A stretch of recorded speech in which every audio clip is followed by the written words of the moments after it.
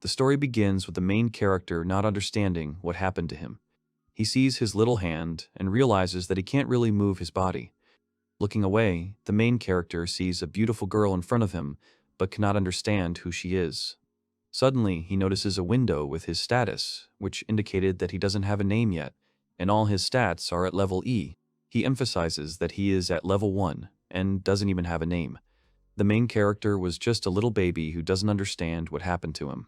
He looks around and sees only a beautiful room and a huge chandelier on the ceiling.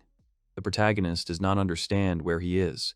Then she notices a beautiful woman and thinks that she is his mother. He remembers that his previous mother was a rather plump and always annoying old woman. Then the hero hears a man's voice who says that the child looks very much like a girl.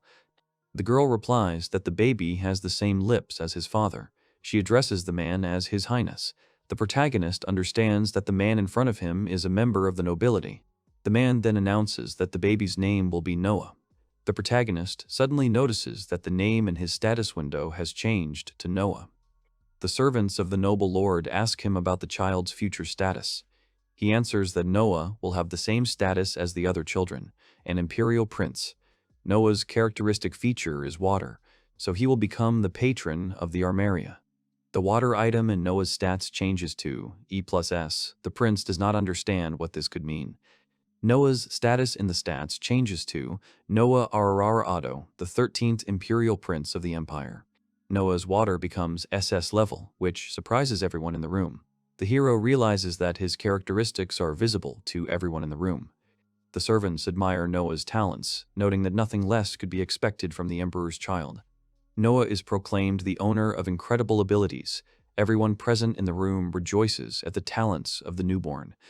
The hero understands that from an ordinary village boy, he was reborn as the 13th imperial prince. After some time, we see a huge mansion and bright rays of sunlight.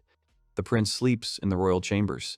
The room is beautifully and richly decorated. The already grown-up Noah is being changed by the maids. We see Noah growing up. He is now 6 years old. He is the 13th imperial prince. Every morning, when the prince gets out of bed, 2 maids change his clothes. Now he lives in this huge mansion that borders the royal palace. The once ordinary village boy became the imperial prince. Armeria became a feudal estate for many who came from the water clan. We see the indicator of Noah's water. It is equal to E+S, so the prince can see his status. The prince believes that it depends on how many subordinates are with him. To everyone else, his status looks like SS looks like SS. Even now, with dozens of maids by his side, the foundations of his strength overlap. In other words, by increasing the number of his subordinates, the prince becomes stronger. This most likely indicates that he has no limit to the growth of his abilities. Before his reincarnation, his maximum level was 8, but now he has no limit. Meanwhile, his transformation is coming to an end. The prince's dressing was finished, as reported by his maids. In his young years, Noah behaves quite calmly and reservedly. The maids notice that the young gentleman is behaving calmly, which is unusual for children of his age. They believe that this is what they call the character inherent to the monarch. The protagonist eats in the dining hall. Noah believes that at the age of 6, he can do almost nothing. The imperial prince has many different restrictions. Someone tells Noah that he was ordered to be escorted after the meal. The maid informs him that the heir to the throne and the 4th imperial prince want to see him. We see the doors open to the reception room. There are 2 men in armor sitting at a table. Noah orders that he be taken to them immediately. Noah bows before his brothers and greets them. We see the face of the 2nd prince, heir to the throne, Albert Ararato. He takes notice of Noah's arrival. The 4th imperial prince Henry Ararato tells Noah that there is no need to treat them so respectfully and invites him to sit down. Albert notes Noah's good manners and says that he will become a famous prime minister in the future. Henry agrees with him. Albert tells Noah that he has prepared a gift for him and orders the servant to bring it here.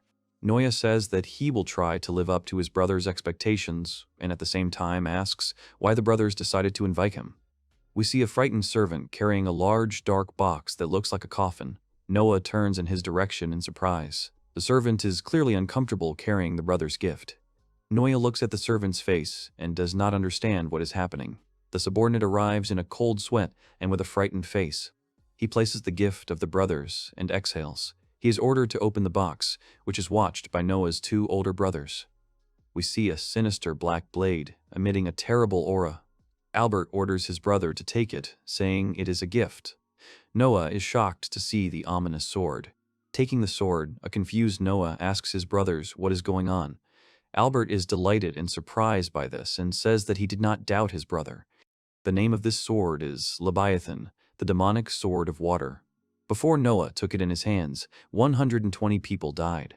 As the second prince reports with a very ominous expression on his face. Horrified, Noah lowers his sword. Prince Henry says he needn't worry about it. One of the brothers says it was quite dangerous, also mentioning that he was just about to throw the emperor's gift. When Noah holds the blade in his hands, a curse is constantly sent to him. Albert asks Noah about the rank of water.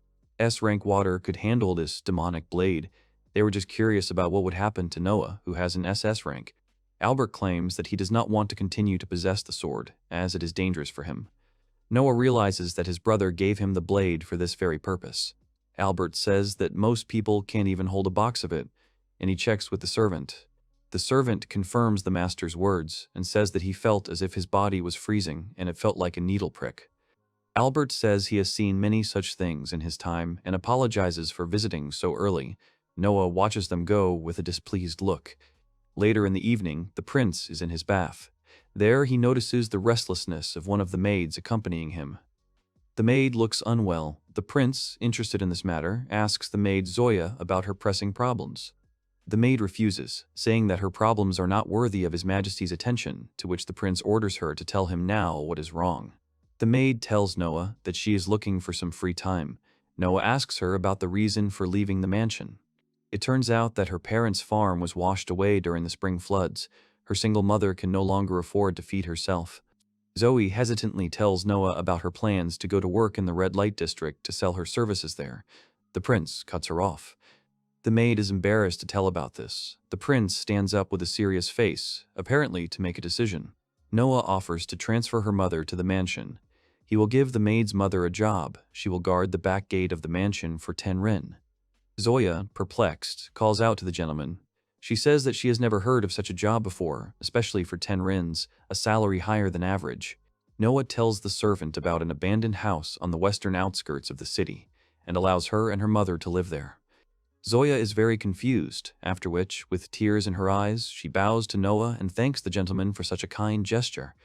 The prince did this in order not to tarnish his name, because his maid's work in the brothel had seriously damaged his authority. But what's worse is that the king could reprimand the prince for such actions. This maid will serve Noah until the end of her days, or until he throws her away. She cannot be sold to a brothel for a few dozen rin. After bathing, the prince is met by the head butler to inform him of the spring flood that has occurred in Doso. Noah orders them to buy as much land as possible, much to the surprise of his butler Dylan. The prince foresees that after the flood there will be many merchants who will try to destroy their crippled home. He orders them to be rescued before they do so. The prince's butler wants to object, since he clearly did not expect such an action from Noah. But the young man interrupts him, showing the firmness of his decision. Dylan reports that he is surprised by Noah's actions, recalling his previous prediction of the flood. The hero remembers that he has seen many such situations before reincarnation. The butler reports that such a solution to the problem will cost about 500,000 ren. Despite the large expenses, Noah does not change his mind, telling Dylan that he can allocate such an amount. Dylan accepts the master's decision with humility. Noah asks if he has any more questions about the situation. The prince's subordinate bows and thanks His Majesty for such a decision, and then leaves.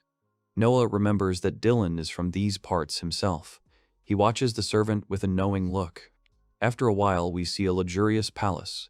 It contains a large library in which the emperor sits accompanied by a servant. Noah enters the room and appears before the emperor. He asks why the emperor has summoned him.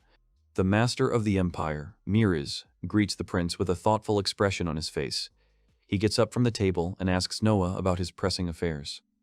The prince reports on the good state of affairs, on his efforts for the good of the country. The sovereign turns to his son and informs him of his purchase of an entire village. Noah arrives in horror. He is surprised that the emperor knows about his decision. After all, only a few days have passed since then. Moreover, he did not even inform His Majesty about it. The Tsar reassures his son, saying that he is not going to scold him for what he has done. Quite the contrary, thanks to his son's decision, he is spared the unnecessary hassle of disorder. Nevertheless, the emperor praised his son, which clearly stunned Noah, who expected a reprimand.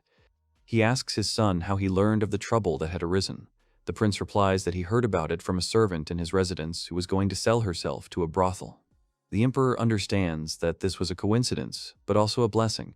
He approves of his son's decision and intends to reward him. The father estimates that it cost him 8,000 rin a year to support his son, which is not that much for Noah. The average annual income for a 30-year-old resident of the capital is 120 ren, so this is by no means a small sum. The emperor decides to increase the amount for his son's support by 1,000 ren. In response, Noah thanks his father. The pleased ruler addresses the prince directly and praises him for his decision, telling him to continue in the same spirit. Noah is pleased with his father's decision and agrees with his words. Sometime after the audience, the hero decides to take a walk along the streets of the capital. He walks along a lively city square, the city the most flourishing in the country. Noah looks at the counters of the city dwellers. Here, everything comes together: people, money, and goodness. There is a wide range of things to satisfy human desires. But with the body of a 6-year-old child, there is little the hero can do.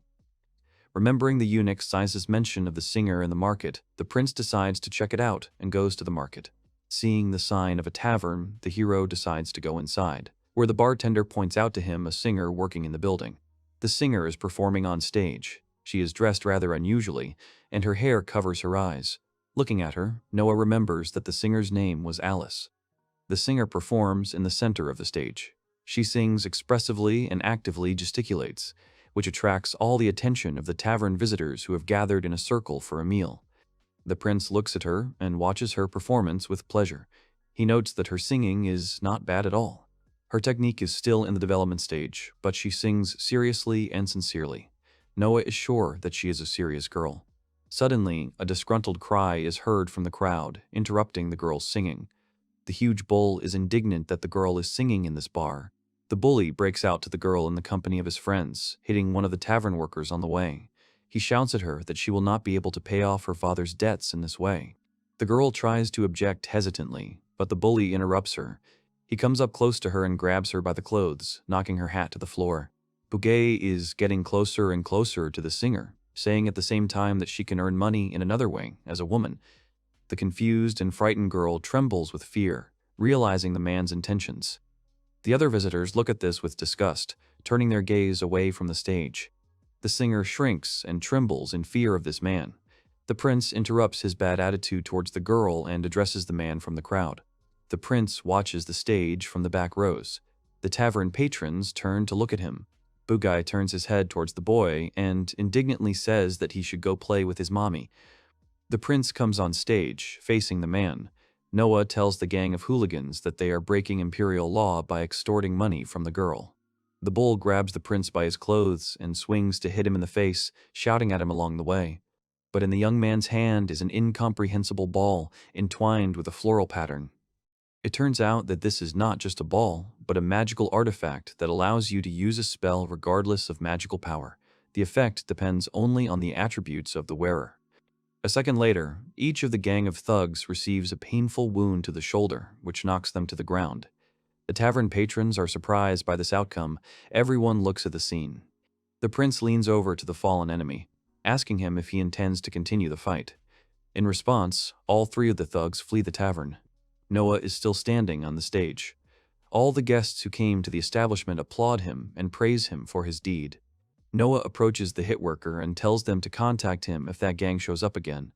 After these words, he hands the worker a piece of paper. The employee is shocked by what he sees on the paper. Wiping away his blood, he shouts out Noah's noble status in disbelief. All the people in the tavern are shocked by what they heard. The girl looks at the main character in bewilderment. The prince hands the singer the hat she dropped. Noah speaks flatteringly of the girl's talents and asks about her monthly salary. The singer, embarrassed, says that her earnings, taking into account her mother's medical bill, amount to 25 ren. As Noah leaves the stage, he replies that he will pay her every month when she gets better, so she shouldn't give up singing. Alice, embarrassed, clutches her hat to her chest and thanks Noah. The prince, smiling, leaves the stage and asks Alice to finish her song. At night, the prince walks down the city street and notices the old gang kneeling in front of the palace gates. Apparently, they know about Noah's situation. The prince enters the palace, where he is met by a maid. She informs him of a request for an audience from the daytime hooligans. Noah interrupts her and orders them to be driven away, stating that one cannot get an audience with the prince just like that. He is interrupted by Brother Henry, confirming Noah's words. Noah is surprised by the appearance of the fourth prince. Henry says that accepting such people would be a disgrace to the royal family's reputation. Noah tells his brother about today's arrival. Noah thinks that this way they will think that the prince is still angry, therefore they will not pick on Alice. Prince Henry is pleased with his brother's decision, amazed that he thought it all through. Noah confirms his words, saying that this was his plan. Henry is interested in Alice's skills, asking his brother about her performance today. The happy young prince asks not to ask him about it. After some time, the brothers moved to a separate room. There, Henry sits down on the couch and starts talking about today, mentioning that he has some information regarding the demon sword. Noah is mesmerized by his brother's story. Henry says that Leviathan has a will of its own. Surprised, Noah asks his brother again about Leviathan's will. Henry says that even though the sword doesn't speak, it certainly has a will. The difficulty is that it is rooted in the awareness of hierarchy.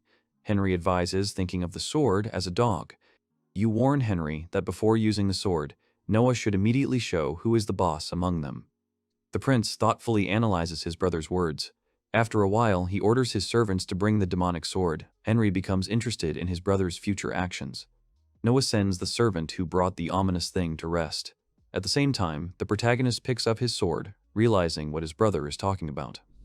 Intending to prove his readiness to his brother, he grips the sword.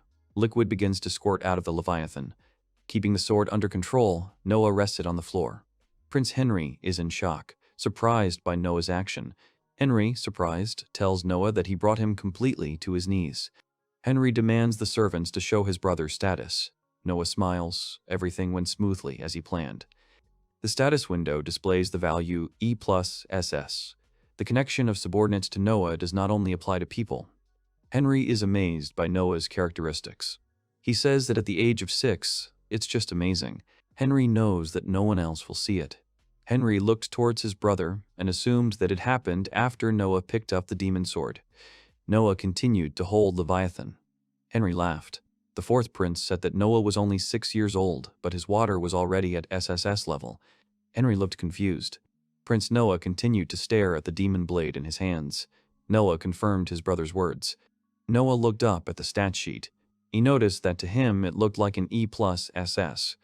Noah noticed that his brother's words were true, noticing that when he wasn't holding the sword, the water status became SS level. The sword is stuck in the floor. The prince looks at it thoughtfully, saying that if everything remains as it is, if he does not carry Leviathan with him. Looking at the sword, Noah expressed a desire to carry it with him. Henry replied that he would have to wait a few years, as his brothers and father were very tall. Obviously, Noah would grow taller too. An idea came to the prince. He looked at the prince. He looked at the sword in surprise and expressed the fact that a guess had come to him. Henry asked his brother what was wrong. In response, Noah said that he wanted to try something. He took the sword by the hilt.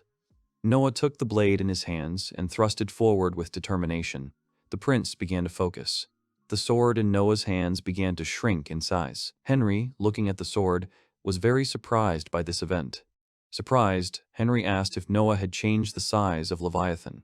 Noah, standing next to him with a blade in his hands, said that Leviathan had told him to do so. Henry said that this was unheard of, since Leviathan had been sealed and preserved for 200 years as a national treasure. The fourth prince admired Noah's talent, saying that it was amazing. Noah smiled, took the sword in one hand and said that now he could carry it with him everywhere.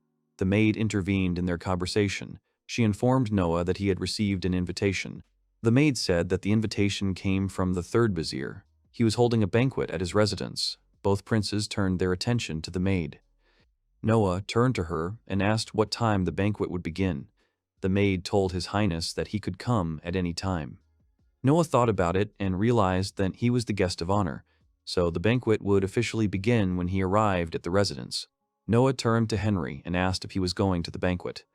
Henry looked at his brother and said that he didn't like noisy places. Noah accepted his brother's answer. Henry asked his brother if he was going to the banquet. Noah answered in the affirmative. Both princes left the mansion. Henry noticed a group of men kneeling in front of the palace. It was the group Noah had seen in the tavern. Suddenly, the bully screamed that he couldn't take it anymore. He shouted at the prince to stop being such a piece of shit. His comrades looked at him in surprise. The prince watched calmly as they tried to subdue the brute. Noah raised his sword and made a serious look. The big guy tried to get up again, but the company held him in place. He began to repeat his words. The gang bowed before the prince. They pushed the big guy's face to the ground and began to make him apologize. Henry asked his brother what he had done. Noah looked at his brother with the same look and said that he had apologized. Henry was very surprised by this. Henry smiled and said that the intimidation was too much to handle. Henry realized that Noah could already use things like that. The carriage is going in an unknown direction. It stops at the entrance to some mansion. The prince gets out of the carriage and sees a noble person meeting him. This is the third vizier, Jean Brad Rayduc. He greeted his royal highness with joy. The prince began to walk towards the nobleman, thanking him for the invitation. He was looking forward to a pleasant evening. Noah and the vizier walked down the corridor of the mansion. The servants in front of them opened the gates to the main hall, in which there are many noble persons. Those present in the hall were delighted at their arrival and began to clap their hands. Noah and the vizier went to the center of the hall to the applause. The crowd noted that His Highness the 13th Prince looked very dignified for his age, as expected from the son of an emperor. The vizier leaned towards the prince. He wanted to tell him something. The vizier said that he did not remember the prince's blade. Rayduc asked if it was there at their last meeting. Noah placed his hand on the sword and said that it was a gift from the crown prince, the sword known as Leviathan. Rayduc was very surprised. The vizier realized that this was a demonic sword, a national treasure. The crowd was very surprised by Noah's words. They realized the value of the crown prince's gift. Noah realized that Rayduc knew about Leviathan. A voice from the crowd said that the sword was just a fake toy. These words belonged to a man in the crowd. He realized that his loud words had been heard. The man turned away haughtily. Noah wondered what to do. The entire hall was filled with a dark aura, and everyone present began to choke. This effect was caused by Noah's sword. The prince applied the choke command. The guests were horrified. They looked at Noah with fear. A daring man from the crowd rushed away. Noah looked at the sword and wondered if his command, sit, would have been more appropriate. He clearly hadn't expected Leviathan to be so angry that it would release such a large amount of malice. The vizier marveled at the blade's abilities. He remarked on the prince's astonishment. He addressed the crowd, saying that those present had sensed the prince's greatness and only a drop of the national treasure's power. The guests laughed nervously and began to applaud Noah, noting his power at such a young age. Noah was seated in a luxurious chair, followed by a simple greeting for upper-class aristocrats. However, Noah noticed a couple of different people. In front of him stood a man accompanied by a young girl. The man's name was Byron Allen. He introduced himself and his daughter Cindy and asked to get to know them a little. Noah looked at the Baron and assumed that Cindy was his adopted daughter. The vizier looked at the prince in surprise, asking if the prince knew about this information. Noah answered in the negative. He added that he had noticed this from some observations. The vizier praised the prince and asked how His Highness had understood this. Noah looked at Byron thoughtfully. He asked if Alan was second or third generation. Alan answered yes. The prince assumed that his behavior was similar to those born into the upper class, unlike this girl. Noah remembered the knowledge from his past life. He sees the difference in behavior between the upper and lower classes. The vizier is amazed at the prince's insight. Noah added that the child Alan had adopted was a slave. Byron and Cindy were very surprised that the prince even noticed this. It was all because of Cindy's eyes. A person who has been in slavery has a strange, inquisitive look in their eyes. Byron placed his hand on his daughter's head. Byron explained that he had bought her from a slave trader. He added that she was different from the others and very smart, so he made her his daughter. Noah smiled. The prince happily announced that he liked such things. This amazed Alan and Cindy. Noah added that next time he wants to invite them to his mansion and find out more about the girl. Alan agreed. The vizier noted that the prince saw right through him, which impressed him greatly. Noah added that there was another reason why he knew she was not his biological daughter. The vizier was eager for an answer. Noah noticed how Cindy responded to the intimidation. She stood in front of Alan to protect him. The prince added that usually a girl of her age would be protected. The vizier understood his train of thought. The vizier said that Noah had a wide range of thoughts, because Noah had seen everything from the very beginning. This impressed the nobleman. After some time, Noah's morning mansion is visible. Zoe informs the prince that the third vizier has sent a token of gratitude. She inquires about the prince's next steps. Noah thought it must be gratitude for attending his party. This is one of the foundations of aristocratic relations. Sitting over a cup of tea, Noah ordered it to be received as usual. The prince looked at Leviathan. He thought that after subduing the sword, it would be unseemly to rely only on intimidation, so he decided to master the sword itself. Leviathan gave the signal. Noah asked the blade if it was agitated. Zoe noticed it and asked the prince, "For what reason?" Noah looked at the maid and said he was just thinking of something interesting. Zoe asked again. The prince started to leave the dining room and told Zoe to just wait and watch. Noah and Zoe went out into the yard. The prince stood with his sword in front of the tree. Noah thought to himself that he couldn't cut the tree down with them. The prince swung. His speed and strength are at level E and F, so he won't be able to cut down the tree with them. The prince struck and cut the tree across. The force of the blow shook the leaves of the tree. The tree in front of Noah flew down. Zoe was very surprised by this. She was amazed that the prince cut down such a big tree without any effort. The prince replied that this could not be done by force alone. These are the movements of the former owners of Leviathan. Noah has studied them and therefore will be able to cut the tree. The sword itself told Noah about it. The prince thinks that thanks to this he will look decent for a while. Noah turned his attention to the sword. Noah stood in front of the felled tree and looked at the sword. The prince thought about it. Zoe asked what was going on. The prince turned to Zoe with a splash in his hands. He asked the maid if she knew what it was. Zoe gave a positive answer, saying that the item in the master's hands was an artifact used to activate magic. Noah raised his sword and looked at it. The prince suggested that the sword could do the same thing, but without consuming human magic, and could only be used once an hour. The prince smiled. He held the sword out in front of him and said he would try again. Noah swung it at the stump. Zoe smiled and guessed that the prince was now extremely excited. Leviathan glowed. Noah's hands rushed forward. The sword began to glow, and the blade itself was covered with a strange line. Noah was very surprised by this. Meanwhile, the tip of his sword was closing the distance with the stump. An incredibly bright light came from the stump. Noah was very surprised by this outcome. A giant column of water flew into the sky. The shockwave creaked the trees and threw the maid back. A powerful stream of water came in front of Noah, shaking the trees. Drops of water were flying everywhere. The column of water disappeared from the sky and drops poured down. In place of the pillar there remained a large crater. In front of it stood the prince with his blade lowered. Zoe, drenched in water, watched in amazement as drops of water continued to fall on the yard. The maid was soaked to the skin and noted the prince's incredible abilities. A giant crater remained. Noah laughed and said he was unable to change course. He also noted that he could not see the bottom of the crater at all. The Leviathan was covered in drops of water. Noah realized that the blade really was a strong threat. The prince looked at his blade with amazement and fear. The prince and the sword were covered in streams of water. After a while, we see the baths. The maids are washing Noah's body. Zoya says that the master got very dirty during the last training. Another maid asks the prince if there is any dirt left on his body. Noah confirms that there is dirt on his body, after which the maids continue their work. After finishing his bath, Noah leaves the bathhouse, where he is met by a maid with a letter. She informs the prince that he has a visitor. She gives him a letter for the governor of the Hojoy lands from the sender Murray. After some time, Noah, dressed for the reception, stands before the man who sent the letter. He understands that the expansion of the territory is coming. The visitor bowed before the prince and apologized for distracting his master from his daily affairs.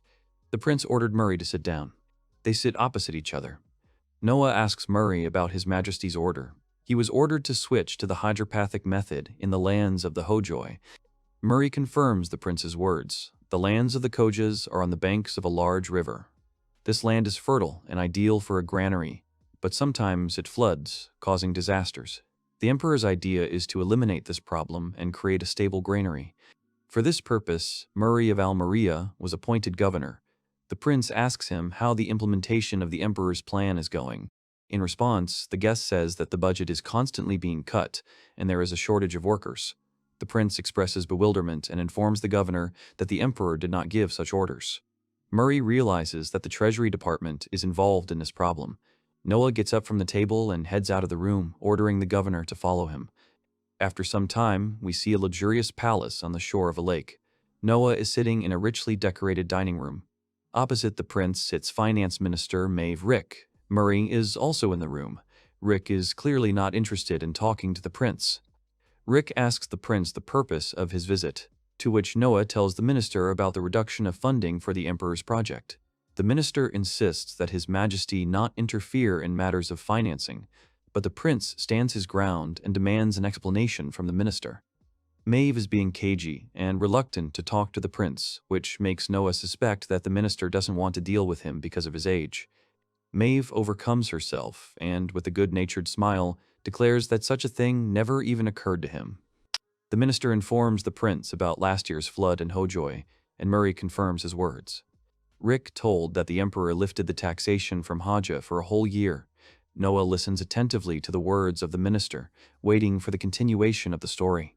Rick continues his speech by talking about the current floating tax. Murray listens to their dialogue, gradually building up stress. In response to the minister's words, Noah asks if the minister thinks he is a fool. Rick refutes the prince's words. Noah backs up his words by saying that taxation cannot be removed for some reason. Murray and the minister were surprised by the prince's words. Noah says that it was not an order, but a favor. Then he asks Rick why he did not tell everything as it was. The minister mentions the construction of a summer resort for the emperor to accommodate his age. The prince confirms his words. Continuing the conversation, Rick is cunning and tells the prince that His Majesty's resort will be transformed into an entire city with a population of 5,000 people. Thinking that his words have confused the prince, Maeve rejoices triumphantly. But Noah cuts off his rejoicing, suspecting the minister of disrespecting the king. Noah's statement drives his interlocutor into panic. By continuing to accuse the minister, the prince drives him into a dead end. Eventually, the young man comes to the conclusion that controlling the water is a priority over building a villa for the emperor. Rick is forced to agree, as Noah has begun to threaten him by directly appealing to his father. At that very moment, the minister stands up in panic and issues an order to prioritize Kaza. Hope awakens in the governor. Murray realizes that the prince has used his wits to force the minister to surrender. He begins to praise the prince for the excellent negotiations he conducted with Rick. Murray feels ashamed for asking His Majesty for this position. He thought the prince would solve the problem by cruel treatment. He thanks the prince for his help. Sometime later, we see the prince getting ready to go home. Murray informs him that he will return to work as soon as possible. The conversation is interrupted by a messenger. He tells the prince that the emperor is expecting him to visit. We see a beautiful castle in the rays of the sun and a large luxurious garden. In this garden, the emperor stands and feeds the birds. The prince comes to his father and informs him of his arrival. The emperor asks his son to sit down. The father praises his son for his brilliant handling of the Haja financing. This greatly surprises Noah. The emperor says that he knows about his conversation with Maeve. Noah is discouraged, having recently left the Treasury Department. He supplements his speech by saying that information is the best weapon that he must constantly polish. The emperor praised his son once more, to which Noah replied that he did not deserve praise. He did what he had to do, and besides, it was easy. While feeding the birds, the emperor objected that even what is easy and necessary, not everyone can do. He approached his son. Father patted Noah on the head and smiled. He also mentioned that the prince has complete control over Leviathan. He thinks this fact is wonderful. After these words, the emperor turned around and said that he must make his son a master of the sword. His next order was to call Noble. A man in armor appeared in the distance. Coming closer, he introduced himself as Damien Noble. The emperor informed him of his intention to teach Noah how to wield a sword. Damien said he would do his utmost to achieve this.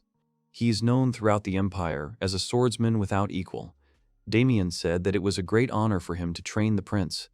After these words, he took out his sword and aimed it at Noah. The emperor informed him that the boy had not been trained in fencing. In response, the knight said that he was not interested in skills, but in character. The prince was surprised at how easily the king agreed. The prince looked at Damien seriously. After that, Noble told him to attack. Noble asked if the prince could attack from all positions. Noah confirmed his words. Noah jumped up and slashed with his sword, which Damien was able to block. He then quickly spun his sword around, allowing him to throw the blade out of his opponent's hands. Noble's sword flew over the Emperor. Noble and the Emperor were surprised by this. After this, Noble admitted that he would not be able to train Noah. The Emperor demanded an explanation, to which Damien replied that Noah's strength and speed were at a child's level, but his swordsmanship was masterfully developed. Noah was able to take the sword from him with just one technique. The Emperor laughed and praised him. Damien was convinced of Noah, and the prince was appointed head of knight selection. Damien believes that the prince is the best for this position. The selection of a knight is an annual event. The term empire on earth means a land of warriors, as Miraz is an old word meaning warrior. The empire has a tradition of valuing warriors. This tournament is a way to achieve a successful career. The winner receives the title of knight and joins the ranks of the upper class. Noah will be the judge for this selection. This is convenient for him because the winner of the selection will be the subordinate of the selection judge. Noah has a unique plus opportunity. It depends on the subordinates and people in the territory. It needs to be accumulated. Noah says he will do everything possible. In other words, if Noah has more subordinates, he himself will become stronger. The king said that they must make one decision. Choose the format of the event. The league and the tournament have completely different survival methods. The prince said that he needs all the qualifiers from the entire empire in the imperial city. It must be done in front of him. The king asked Noah why he needed this, surprised. Noah said that the empire was quite large and did not want to lose a talented warrior due to an accident. The emperor laughed and agreed to his son's terms, leaving the matter entirely under his control. After some time, Noah returned to his mansion. Zoe gives the prince a mug. In the large dining room, there is only Noah and two maids. The prince asks if Zoe has any candidates for the selection in her village. Smiling, the maid says that there is one candidate in her village. The prince recalls that he cancelled the local qualification. After these words, Zoya became embarrassed. The prince asked her what happened. Zoya apologized. Noah told her to cut the mustard and lay it out as it was. Zoya agreed. She told him that the only applicant from her village would not be able to go due to lack of funds. Zoya said that everyone gathered in the village because the situation concerns one person. Zoya says that if everything goes well, she will be able to justify the hopes. After these words, she begins to obscure, saying that she will do everything possible. Noah thought about how someone's talent could be missed. Noah suggested getting rid of him. Zoe screamed in surprise. Noah said he could arrange everything necessary. Zoe objected that it would be expensive. Noah said he wouldn't do everything from scratch. He called his retinue. The prince ordered to find out how many empty houses there were in the city and buy them in different parts of the city. Noah added that if necessary, something like a dormitory could be built. Noah also said that there could be problems with food. Leaving the hall, Noah asked to warn the grain merchants about his imminent appearance in the capital. Zoya followed him with a joyful look, once again amazed by Noah. After a while, we see Noah walking around the square. He assumes that there will be no problems with food. Walking down the street, he thought that there might be talented people among them. Suddenly, a strange man in armor called out to Noah. Looking in the direction of the voice, he saw his brother. It was the 8th prince of the empire, Oscar Ararat. The people consider him the best of the princes. Oscar asked what Noah was doing. Noah replies that he is just walking down the street, in response to which Oscar offers to go with him to Cobalt Street. Noah agrees. The carriage with the two princes is going through the city. People are going to the two princes. On the way, Oscar says that his father constantly praises Noah and that he hasn't seen him so happy for a long time. Soon they arrived and continued walking. Oscar said that he often hunts for treasures here. Noah sees a wide street with a lot of stalls. Noah sees this street for the first time. All the antiques of the empire are collected on this street. Noah is worried about the prices in this area, but his brother says that 10,000 ren will be enough for a big deal. Noah thinks that this is not a small amount. He sees a street in front of him filled with all sorts of jewelry. They approach a stall with paintings. Noah is surprised by the presence of paintings in the market. Oscar claims that most of the paintings here are fakes. They walk around the shops, and Noah's attention is drawn to a strange book. He decides to buy it for 3 ren. Oscar was interested in his brother's purchase and took it to examine it closer. It turned out that this book was the original magic book of the great magician Andrea. Oscar advises his brother to take good care of the book. When Noah picked up the book, he realized that his wind ability had gained a plus ability. Noah is not sure if it can be called a treasure. Noah felt the sword vibrating and hesitated. When Oscar asked him what was wrong, Noah drew his sword and aimed it at the book. Surprised, Oscar called out to his brother. Noah realized that there was someone's soul in this book. A second later, the book opened and began to release a dark aura. The aura formed into a huge shadow with a trident, watching the prince. Oscar was very surprised and said that this forbidden book contains the soul of a man.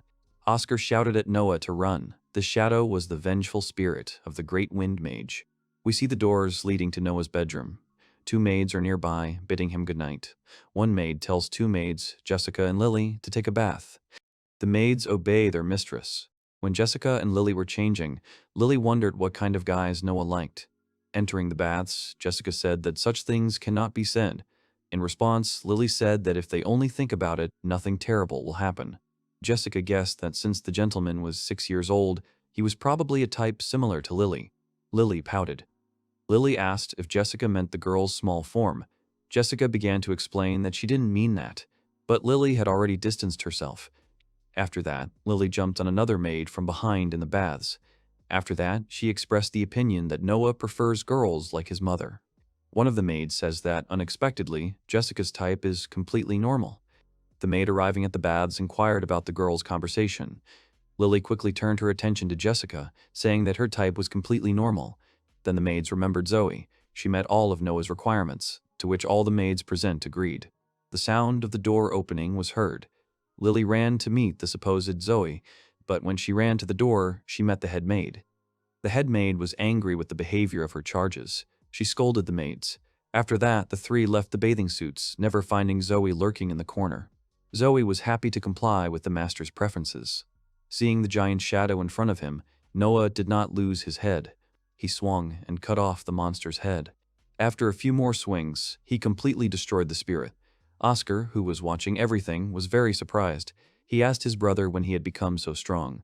After the monster disappeared, Oscar was afraid for the safety of the city. Noah calmed him down, saying that the shot was upward. Oscar praised his brother for his good assessment of the situation. He also said that Noah could see his father's blood. From afar, someone addressed the princes. It was the shopkeeper. He saw what had happened and asked the brothers to look at something. Noah showed interest in the merchant's wares. The merchant replied that he had something of the sort. The trio set out on their journey. After some time, the brothers entered the house and went into a separate room where they sat down at a table waiting for the store owner. Noah noticed the best hospitality a commoner could offer. Oscar noted his brother's attentiveness to such things. Soon the owner came in. He was holding a decorated box. Having appeared before the princes, he decided to introduce himself. His name was Alan Bardsley. He noted that he was delighted by Noah's feat. Noah said that he had brought the spirit upon himself. He decided to kill the monster to calm the people in the square. Alan noted the prince's modesty. After that, he opened the box, announcing to the princes that they would surely be able to solve its secret. The brothers noticed the object in Alan's hands. There was a ring in the box. Then the brothers realized what was in front of them. Alan said that he would show his true form if the real owner put it on. Noah assumed that Alan wanted to test whether he was the real owner. The merchant confirmed his words. Zaim Noah decided to try on the ring. Oscar doubted the authenticity of the product. Alan assumed this, but after the sale, the ring always returned to his shop before he knew about it. The brothers were interested in the find. Alan added that this was the reason he was sure that there was something wrong with the ring. Oscar nudged Noah to put the ring on. The hero reached for the ring and put it on his thumb. Suddenly, the ring began to glow. An unfamiliar voice came out of nowhere and announced the verification of the level and rarity limit. The ring's rarity was SSS. Noah was very surprised. He did not understand what kind of voice it was.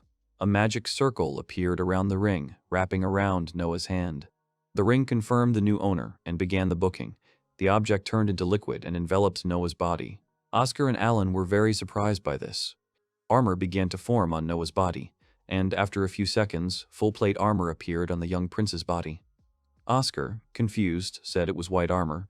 Noah looked in the mirror and checked the stats, but they hadn't changed at all. Noah expressed a desire to buy the ring. Alan happily accepted the offer.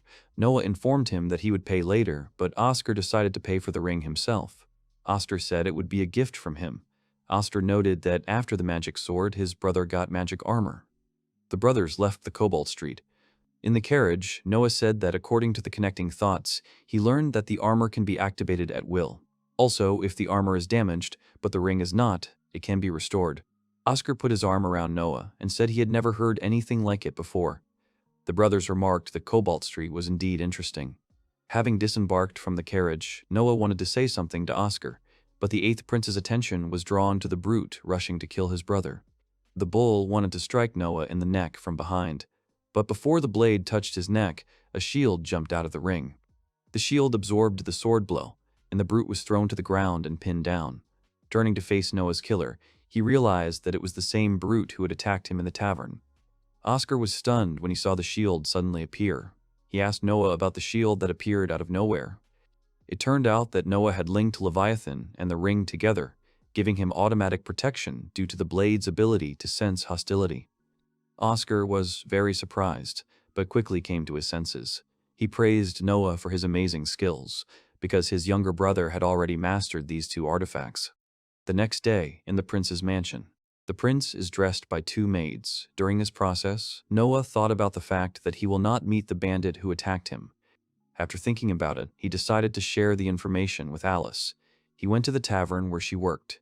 Arriving at the tavern, Noah remembered the wonderful talents of the singer. She was performing on stage when suddenly a drunkard jumped out of the crowd. He wanted Alice to pour him a drink and climbed onto the stage. Alice tried hesitantly to calm the drunkard down, but at the same time another man from the crowd announced his intentions to drink the drink poured for her first. The two drunks started arguing and then started throwing punches at each other. But before their fists could collide, Noah jumped out. His automatic defense kicked in, protecting him from the blows. At the same moment, the men who had hit the iron with all their might began to scream. The drunks started shouting at the prince, who immediately pulled out his sword and stripped the wallpaper freaks of their clothes. The two guys retreated from the tavern. The tavern patrons were delighted with the prince's performance. They noted his outstanding swordsmanship. The prince inquired about Alice's health, when suddenly a tavern employee ran out of the crowd. He was in a hurry to apologize to the prince for such incidents in his presence. Noah ordered that such customers not be allowed in. The employee replied that this was impossible since it was precisely such customers who supported their bar. Noah didn't lose his head and decided to buy the entire store, thereby stunning the employee with his decision. The prince handed the employee a bag containing 1,000 ren to buy the store, on the condition that such incidents would not happen there again. Alice thanked Noah and asked what she could do to pay off the debt. In response, Noah told her to just keep singing. Noah told her of his hopes for her future and wished her to become a better person. Alice offered the prince another song as a token of gratitude, to which Noah agreed without hesitation. Alice gathered her strength and sang as she had never done before. She amazed both the audience and the master with her singing. In an instant, she became better. The whole audience began to rejoice. A voice coming from the stairs asked the prince if this was part of his power. The prince turned and saw Byron. He confirmed that the girl could now respond to Noah. The prince agreed with him. They left the tavern and went for a walk around the city. The prince asked Byron what he was doing in such an establishment. Byron replied that he was just passing by. Noah saw through the lie, arguing that successful merchants would not waste their time. This astounded Byron. He confirmed the prince's words. In fact, Byron wanted to talk to Noah. He told him that this year it was time to hire new servants for the palace. Once a year, the imperial palace receives a large number of maids. If His Majesty takes a liking to one, they will be ordered to stay overnight. This is their chance to become a concubine. The prince guessed Byron's intentions to send the woman to the palace. He confirmed Noah's guess. For Byron, this is a way to get an informant in the palace, especially since he has already sent money to the mansion. Noah made a condition that he would accept the girl if he liked her. Byron thanked him heartily and promised to choose a girl that the prince liked. The prince once again stated the seriousness of his statements. The merchant said it was like a worker who developed in an instant. The gentleman confirmed his words and informed him of the infinite number of attempts. Byron thanked him. The prince asked if Byron had any further questions. Byron asked permission to use the prince's coat of arms on his sign. The prince agreed, but mentioned that he would not tolerate betrayal. At this moment, Noah's characteristics, intelligence, and spirit status were assigned plus. Noah thought that increasing the number of subordinates would increase his strength. But at that moment, Noah noticed that his status as E+S water was gradually disappearing. The prince suspected that the incident in Almeria was due to his subordinate. We see Prince Noah and his maid running somewhere. It turned out that she was running to the exit of the mansion. He ordered the servants to prepare a carriage for him to visit the emperor. The maids hurried to carry out the prince's order. A serious-minded Noah got into the carriage and headed towards his father. We see the emperor's garden. Noah kneeled before his father and reported the incident. The emperor asked how Noah knew about it.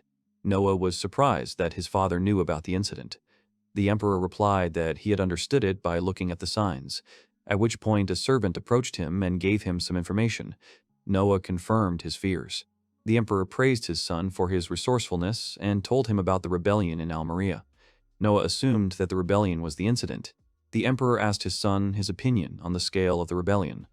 Noah suggested that the scale of the rebellion was small, given that his water status had changed from E+SS to E+S. The emperor confirmed his answer by saying that at the moment there were about 5,000 rebels. Noah was convinced that his answer was correct. The emperor asked him if he could solve the problem on his own. The prince thought about it. He replied that he could not solve the problem. The son's answer surprised the emperor. Noah argued that he lacked experience. He didn't even know the battlefield, which is why the soldiers might simply disobey him. The prince suggested sending one of his brothers to do this. The emperor noted his surprise at this answer, but agreed with the wisdom of this decision. He asked his son who would be best to send. Noah put forward Henry as a candidate.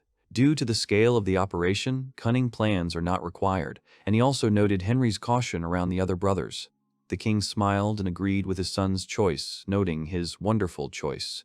After a while, we see a carriage moving. Henry and Noah are sitting in it. Henry asked his brother if he was sure about his decision to give him the initiative. He specified that military achievements would play into his hands in the future. He also mentioned his magic sword. Noah replied that one cannot lead soldiers without knowledge. Noah will not die in the battle, but many of his soldiers may die. Henry was surprised by his brother's prudence, noting how carefully he had thought through the situation. Henry said he would deal with the enemy's cavalry and clear his brother's lands. Noah learned that the enemy had a lot of cavalry. Suddenly, Leviathan began to signal to its owner, which greatly surprised Noah. The prince opened the doors and ordered the carriage to stop.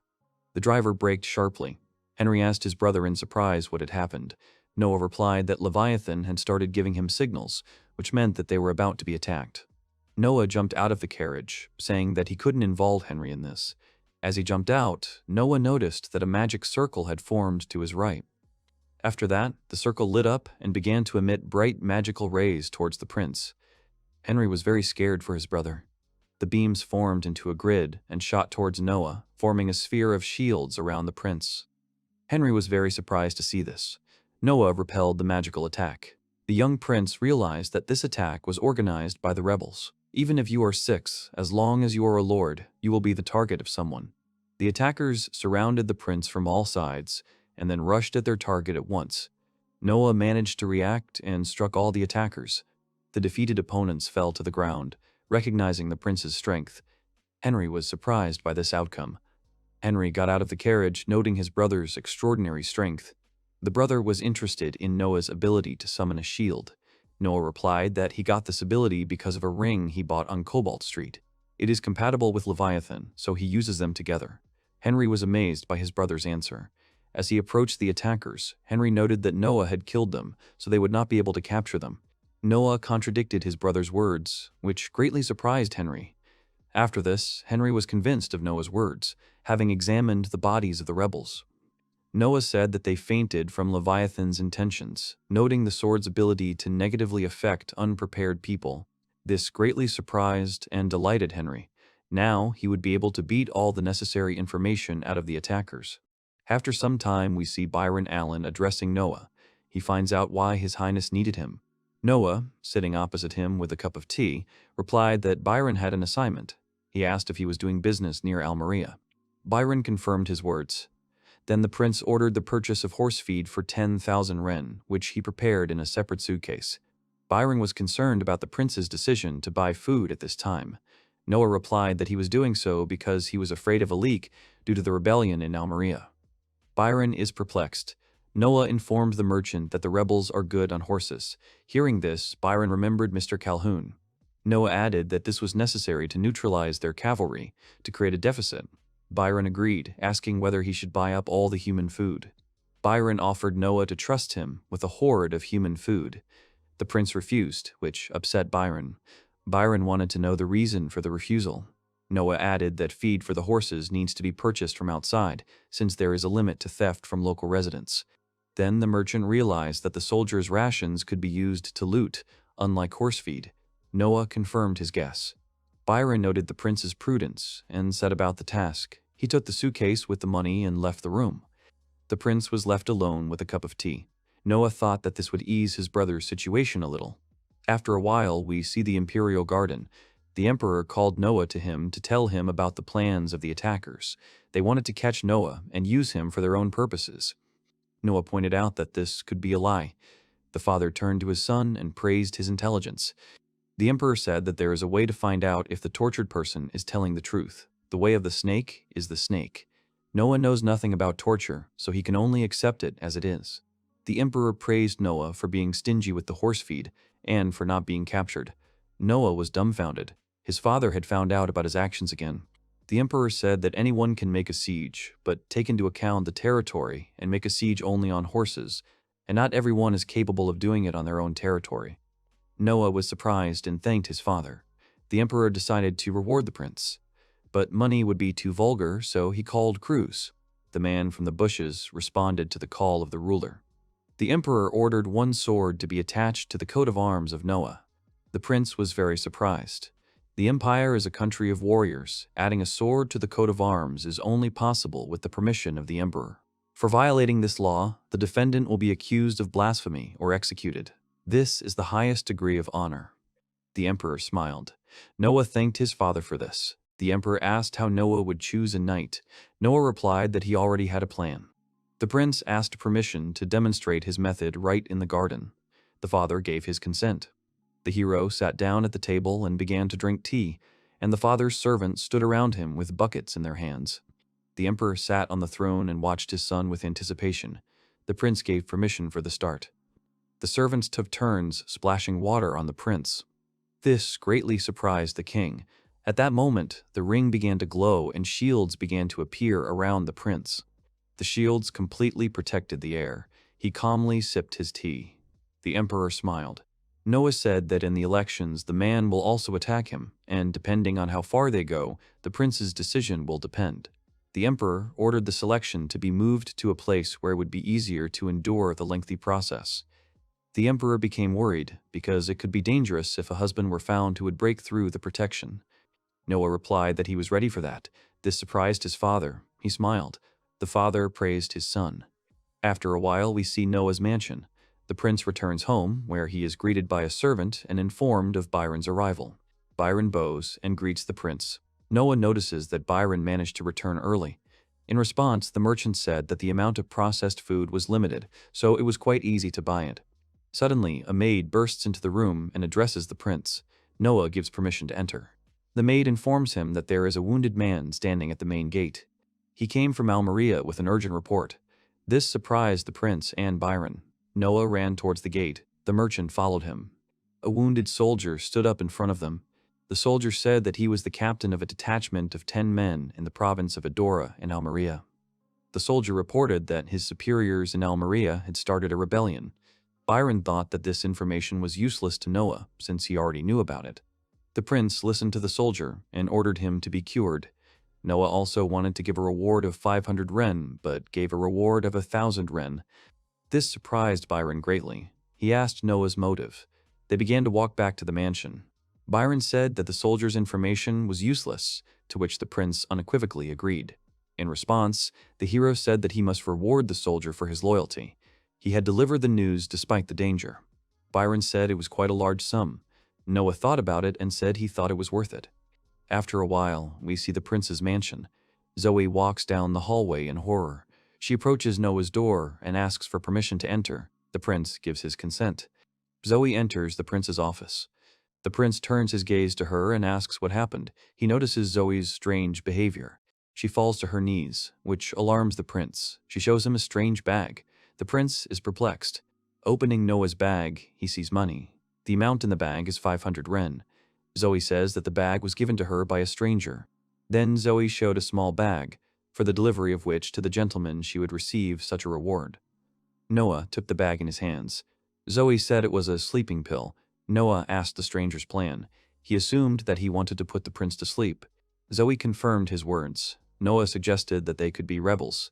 This means that they are extremely interested in the prince. Noah asks Zoe why she brought him the bag. In response, the maid said that she could not betray her master after his help to the village. Zoe added that if she did not carry out the stranger's order, he would kill her. She cried and said that she could not betray the prince. The prince heard her words. Noah turned to the table and wrote a letter, which he then handed to the maid. Noah said it was a reward. Noah gave 5,000 ren as a reward for loyalty. Zoe was very surprised when she heard the amount. She opposed the prince's decision, saying that she could not take such money for herself. The prince insisted on his own. Zoe agreed and thanked the prince. Afterwards, Noah added that he wanted Zoe to carry out one of his assignments. The maid agreed, saying she was ready for anything. The prince said he was going to take a sleeping pill. He ordered Zoe to hand the prince over to his captors after he lost consciousness. Zoe was very surprised. The prince added that after this, Zoe would have to run away and hide. They would definitely try to shut her mouth. The maid did not understand the master's intentions. During the night, the prince woke up. He smelled hay and discovered that his hands were tightly tied with a rope. The bound Noah realized that the strangers speaking were men. He assumed that they would not hear what was about to happen. The prince made sure that he was tied up and then hit his head hard on the hay. A small black stone fell out of the prince's ear. At that moment, the stone turned into a demonic blade. Noah realized that his weapon had been taken, but the ring remained with him. The prince pressed himself to the sword and used the power of the ring. After this, his bonds were torn. Freed, Noah realized that he was not in a building, but in a cart. The prince clutched his sword and commanded Leviathan to show his memory. We see the prince sleeping in his office and a bunch of strangers running down the hallway. The crowd surrounded the prince and began to tie up his body. The kidnappers were in a hurry, mentioning that the distance to Almeria was considerable. Zoe ran away from the prince's office. They were worried about Zoe's disappearance, but decided not to waste their time on her. After this, the prince was placed in the cart, and it moved off. Realizing what had happened, Noah was about to get up. The prince stood in front of the kidnappers, who were sitting by the fire. The bandits were surprised by this outcome of events and doubted the strength of the ropes. Noah jumped off the cart and stood face to face with his enemies. The kidnappers began to draw their swords. At that very moment, Noah rushed towards his enemies. He delivered a series of quick and deep blows to the kidnappers. They were shocked by the prince's powers. Within moments, Noah had defeated every enemy standing before him. Turning to face the kidnappers, Noah said that it was a waste of time. He was angry at the fact that they tried to bribe his servants. Noah noticed a squad of soldiers patrolling in the night. Among them was Zoe, who called out to the master. Noah asked Zoe about her plans, and she replied that she was worried and asked the soldiers for help. However, the prince had already dealt with the enemies, surprising the maid. The protagonist turned to the soldiers and asked which of them was the captain. The squad captain introduced himself and said that he was glad to meet the gentleman. The prince ordered the squad to search the kidnappers and report if they found anything of value. The squad began searching the bodies. A mysterious black dagger fell from one of the bandits. Noah noticed it. After that, one of the soldiers reached for this blade. Noah shouted at the soldier not to touch the dagger. The prince watched the blade in amazement. This was the dagger the man had spoken of. Noah felt a huge killing intent. Through Leviathan, he realized the power of the curse. This is the magic of cursing with human thoughts. The prince kept his eyes on the blade, and suddenly an idea came to him. The entire squad and Zoe watched Noah. The prince stood in front of the dagger and asked if the Leviathan could do it. Leviathan answered the prince. Then he ordered the sword to act. The companions did not understand what was happening. The sword in Noah's hands began to glow, which confused Zoe and the squad. The light from the sword went into the sky. Noah and the people watched what would happen next. The light took the form of an arc and continued to fly. After some time, we see the imperial palace and garden. Noah came to visit the emperor. The emperor was glad to see his son, which confused the prince. The emperor leaned over to Noah and praised him for his good work. The prince thanked him. Then his father said that Baker was the leader of the rebels. We see the light released by Noah's blade pierce the head of a soldier on horseback. It turns out that the prince's attack transformed into a column of water and pierced Baker's head. Noah is glad that Leviathan's super long-range attack succeeded. The dagger was aimed with malice at someone with equally strong malice. The rebels of Almeria lost their leader. The rebels were suppressed by his brother Henry. We see the throne room. An unknown man is reading a report on the capture of the rebels.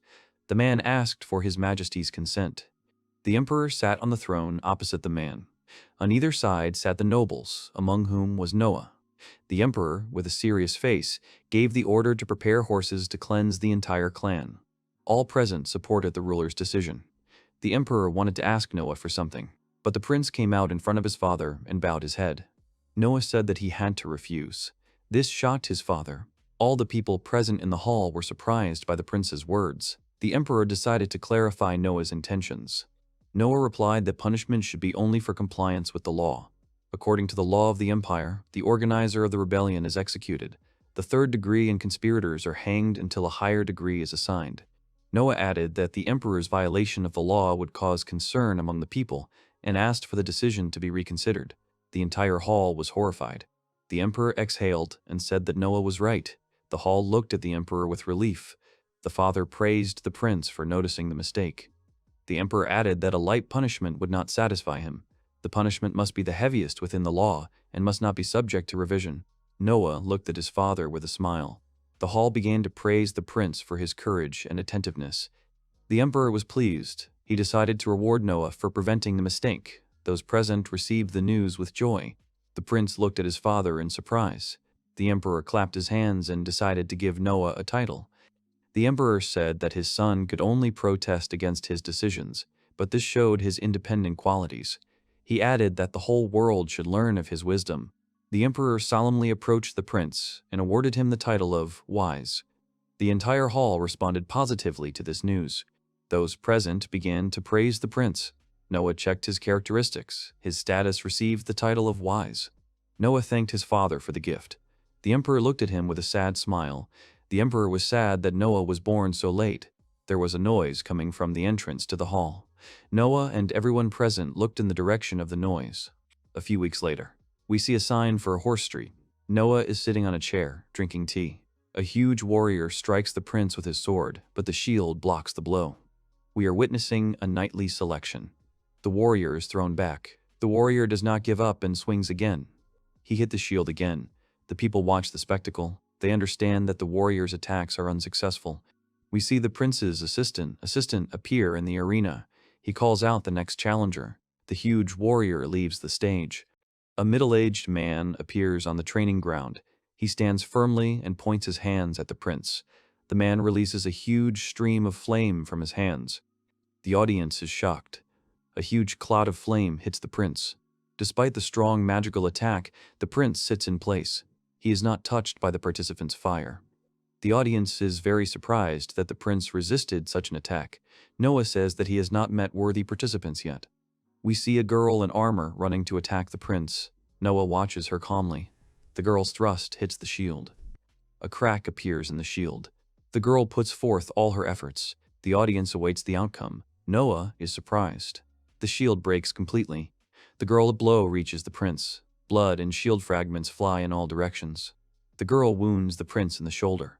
The sword does not go deep. Noah calmly looks at the wound. The warrior is very surprised by the outcome. She abruptly removes her hands from the sword, realizing that she has wounded the prince. The participant is pulled away by two men, holding her in front of the prince. The sword remains in the hero's shoulder. The prince gets up from his chair and tells the girl that she is passed. Noah begins to pull the sword out of the body. The girl is held on her knees before the master. The participant was very surprised, not understanding what was happening. She looked at Noah in bewilderment. The prince orders the girl to be released. The aides who captured her doubt Noah's decision, arguing that she has wounded His Highness. The crowd is shocked. The prince orders her release. The guards release the girl. The girl hesitantly tries to answer His Highness. Noah clarifies that he did not say what the passing score is. Regardless of this, Noah decides to designate the girl's performance as the passing score. The crowd is perplexed. The spectators are surprised that the condition for passing is to damage the prince. They understand that the person who injured his shoulder has great potential. The girl has not yet come to her senses. After a while, we see the prince's mansion. The doctor is bandaging His Highness's wound. Zoya is standing nearby. The participant who wounded him is standing in front of the prince. The prince tells her to say her name. His wound is being treated. The girl standing in front of him hesitates and apologizes. She sat down on her knees and bowed her head. The girl's name was Charlie Grands. The prince was interested in her armor and asked if she had made it herself. The girl answered in the negative. She told the prince that the armor she wore was passed down from generation to generation. The girl feels awkward. She remembers that she harmed His Highness. The prince only sighed understandingly. Noah tells Charlie that she is not guilty of anything because it was he who ordered it. The girl wanted to object, but the prince interrupted her. Noah added that if he wanted to prevent it, he would have done so. He believes it was just an accident. He needed to find someone with enough attack power, someone who would pierce even the prince on command. Charlie was surprised that the prince did not consider his own danger. She focused and took a firm position in front of the prince. Charlie Grands looked at the prince and swore eternal allegiance to His Imperial Highness. She bowed her head and stood on one knee in front of the wounded prince. After that, Noah checked his stats. He was convinced of something. The prince realized that he had received more increases in his abilities from Charlie than from anyone else. The doctor expressed a desire to say something. The physician said that, fortunately, the bones were not affected. The attack only damaged the muscles. This is Gutto Croy, the physician of His Imperial Majesty. All that remains for him is to stitch up the wounds. The prince looked at the doctor and gave his consent to stitch up the wounds. Gutto Croy set to work. Charlie was very surprised. The prince asked his subordinate what was wrong. Charlie replied that she was impressed that wounds could be healed in this way. There was no doctor in her village. Noah was slightly surprised. He asked Charlie about the sick and wounded in her village. Charlie told him that they asked Miss Obabu to pray if any of the villagers are sick. Gutto added that this was common in poor villages. Noah looked at the doctor and asked how one could become a doctor. Gutto replied that one could become a student of a practicing doctor. He continued stitching up the wound. The prince became silent and then turned to Charles. Charlie was waiting for His Highness to act. Noah told Charlie that he needed a child from her lineage. He demanded that she bring him a child who would try his best. Charlie looked at him in bewilderment, agreed, and decided to ask why the prince needed this.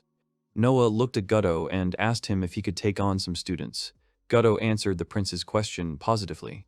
Charlie stood up and wondered in bewilderment why His Highness needed this. Noah began to get up from his chair.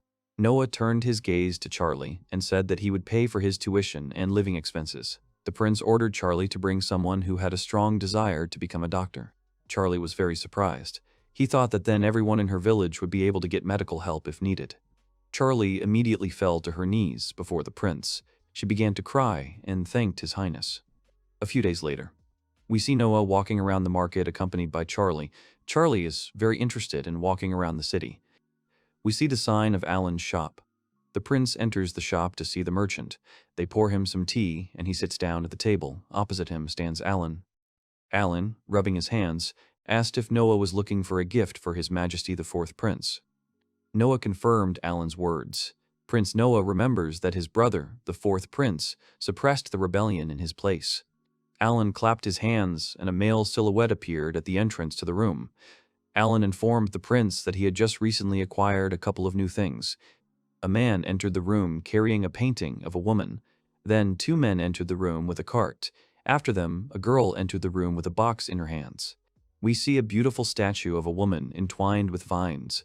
On her head is a crown of flowers, and behind her back are crystals. Noah was surprised to see the sculpture. He asked Alan what it was. The prince immediately noticed that glass was used in the statue instead of crystal. Alan noticed the prince's attentiveness. This statue was left by the famous Lindsay. Lindsay was the only one who could make a statue out of glass. Now it is a lost skill. Noah was very surprised. He did not know that a statue could be made of glass. Alan added that there were only 2 statues of glass goddesses in the whole world. The prince decided to buy it without hesitation. Alan rubbed his hands and named its price at 10,000 ren. Noah handed Alan the bag, saying that it contained more than 10,000 ren. He added that it was a reward for helping him choose a gift for his brother. The merchant accepted the bag and thanked the prince. Prince Oscar suddenly entered the room. He was glad to see Noah. The brothers looked at each other in surprise. Oscar walked closer to the statue of the goddess Lindsay. He asked Alan if it was a real statue. Alan confirmed his words. He also added that he would not offer a fake to His Highness. Oscar became sad. He didn't know that there were two statues. Noah asked his brother if he knew where the second statue was. Oscar replied that he had the second statue. The value of a treasure increases with its rarity. If there are two, the value is completely different. Prince Noah looked at the sculpture. The protagonist grabbed the statue and raised it above himself. Alan and Charlie looked at the prince and were very surprised, not understanding what was happening. Noah threw the statue on the floor. The statue of the goddess Lindsay broke. This left Alan and Charlie in shock. Noah reassured Alan by saying that he could keep the money he had received earlier. He took the bag in his hands and told the merchant that it was his salary. Alan looked at the prince in bewilderment. He did not fully understand the meaning of his words. Noah looked at Alan and said that the second goddess statue had just come out, but it had already broken. Noah expressed his desire to spread rumors about Cobalt Street. Alan and Shirley looked at Noah in surprise. Prince Oscar had figured out his little brother's plan. Oscar said that his statue would definitely increase in value. Oscar was amazed by his brother's actions. Noah said that if the treasure is found, it will be good, but not for its creators. He added that the value will increase if the treasure is only in the possession of his brother Oscar. Oscar scratched his head and admitted that he wasn't as smart when he was Noah's age. He only learned that kind of knowledge after he became an adult. Oscar turned around and said he would thank his brother later. Noah told Alan that they now had to pick out a gift for Henry again. Alan replied that he had plenty more in stock. After some time, Noah and Shirley left the store. They are walking along the city streets again. Shirley reminded him that the statue was a treasure and asked the prince why he had broken it. In response, Noah said that after all it was just a thing. He added that real treasure is not like that. Not understanding the intent of his words, Shirley looked at the prince in surprise. Noah opened his stat panel and asked what the real treasure was. Shirley looked at the prince with interest. Noah added that the real treasures were people like Shirley. Shirley was very surprised by the prince's words and looked at him, asking him to repeat his words. Noah answered that only people are treasures. Shirley's eyes lit up. She was impressed by the prince's words. Shirley said that he would follow Her Highness for the rest of his life. Noah moved on, and Shirley sped up to keep up. The prince accepted her words, thinking to himself that by then he would be an adult and enter these lands as a lord. After some time, a new day, morning. The sun has already risen and marks a new day. Prince Noah's maid wishes him good morning, bowing politely.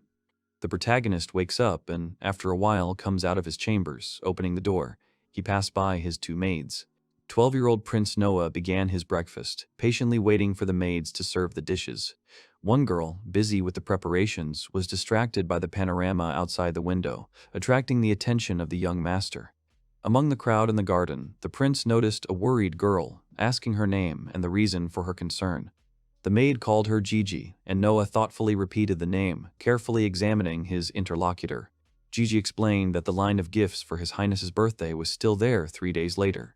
The maid behind the prince said that last year the line lasted all week, surprising Gigi at the window. She was delighted by this, and at that very moment she was called out and told that she had to work. The Ministry of Military Affairs. The entrance to the building was blocked by a barred gate and a brick wall. Noah walked along the long corridors of the ministry. Having received an invitation from the head of the military department, Henry, Noah was summoned there. The elder brother took over the post after the events in Almeria, and Noah himself was exalted by the emperor for his possession of the sword Leviathan. The hero needs to talk to this minister of military affairs, so he comes to the door of the minister's room and reports that he has arrived. Henry greeted the prince in a friendly manner, as did the man in armor next to him, who also bowed. Looking at Keki, Noah remembered, the brave officer who passed the nightly competition successfully commanded the 2nd Division of the Imperial Army under the leadership of Brother Henry. Henry explained that he wanted to hear Noah's opinion of His Majesty's order, which was for Rice to lead a second army and crush the barbarians on the southern border. The 4th Prince argued for the need to demonstrate force to the southern barbarians by sending a second army. Noah nodded approvingly, agreeing with the tactical decision, which drew attentive glances from Henry and Rice. Noah demanded from Rice the exact number of the army. The shocked general clarified the question, supported by the surprised Henry, but without waiting for an answer, he stood up and asked Rice what the man was hiding. The man immediately fell to his knees and bowed to the floor. Henry glared at his subordinate, but Noah stopped him, explaining the army's financing system and the absence of significant violations. Having acknowledged his brother's rightness, Henry listened attentively to Noah's explanation of the fictitious registration of civilians and merchants from nearby settlements as soldiers, which allowed them to appropriate army funds. Understanding the threat, Rice humbly asked for forgiveness. An indignant Henry moved towards the offender, but Noah again put his brother in his place, calming his subordinate. The responsibility lies with the commander. It is not his fault. Rice raised his head silently, and Noah continued to convince the man that everything was fine because the nominal numbers would be a deterrent. Henry looked at his brother again, beginning to understand his plan, and said that it was true, because sometimes it was better to say it was a large army of 100,000. Noah said with a smile that that was exactly what he wanted to convey. Henry confirmed his understanding of his brother's position. After hearing this, Noah asked Rice about the size of the army needed for a decisive victory. The frightened official reported the presence of 2,000 warriors. The hero said that before sending Rice, make sure that he has replenished the number of real soldiers in the army. Rice nodded and said that he understood perfectly and would do everything immediately. Noah asked Henry for writing materials, and upon receiving them, sat down at the table and handed the writing to Rice, who was humbly awaiting instructions. The curious official inquired about the contents of the message. Noah explained that he needed to take it to the Treasury Department, and that it was for further miscellaneous expenses for 2,000 people he would personally give them. Rice was amazed, looking up at the 13th prince, and Noah ordered him to simply take it in exchange. To win. After which Rice nodded and agreed and left under the gaze of the princes. Henry exhaled and told Noah that he used combinations of reward and punishment well. The carriages drive alongside. From the window, Henry reminds Noah of his lack of combat experience. Nodding silently, the younger brother becomes lost in thought.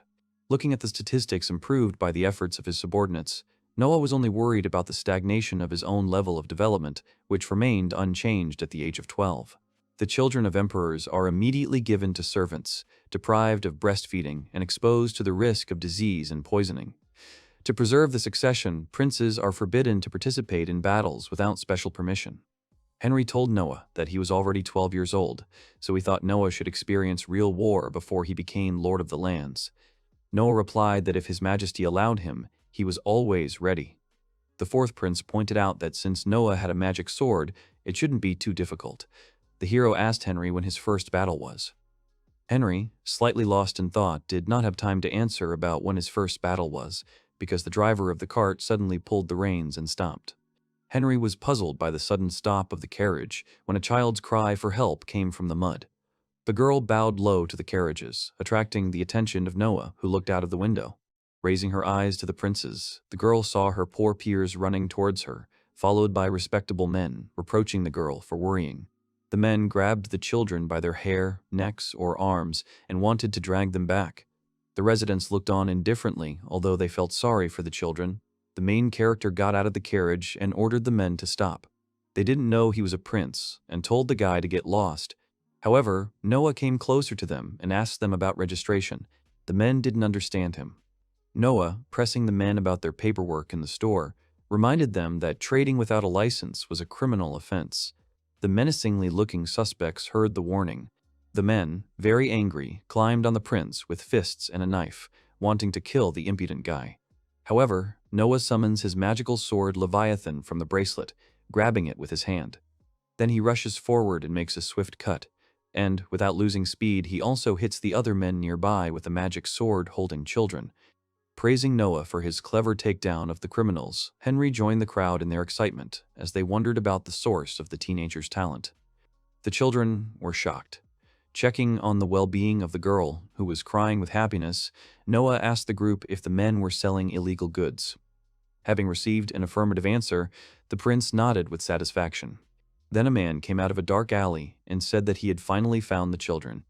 The fourth prince and the girls looked at him and were very scared. He took off his hood and said that he was glad to meet His Highness the Wise Prince. Staring at the suspect, Noah demanded to know his identity. The stranger evasively replied that he was a child services provider, refusing to reveal his name. The fourth prince clarified the reason for his secrecy. The man replied that everything was because he was the property of His Highness the First Prince. Noah asked the man again if he was really the property of the first prince, looking him seriously in the eyes. The children stood excitedly around the hero. Noah says there are too many people here. Looking back, Noah asked Henry about the stranger. After a pause, the older brother admitted that he did not know the man, confirming his ignorance to the youngest prince himself. The man put his hand on his chest and said that it was natural, and before he could finish speaking, Noah used magic that caused the man to fall to the ground.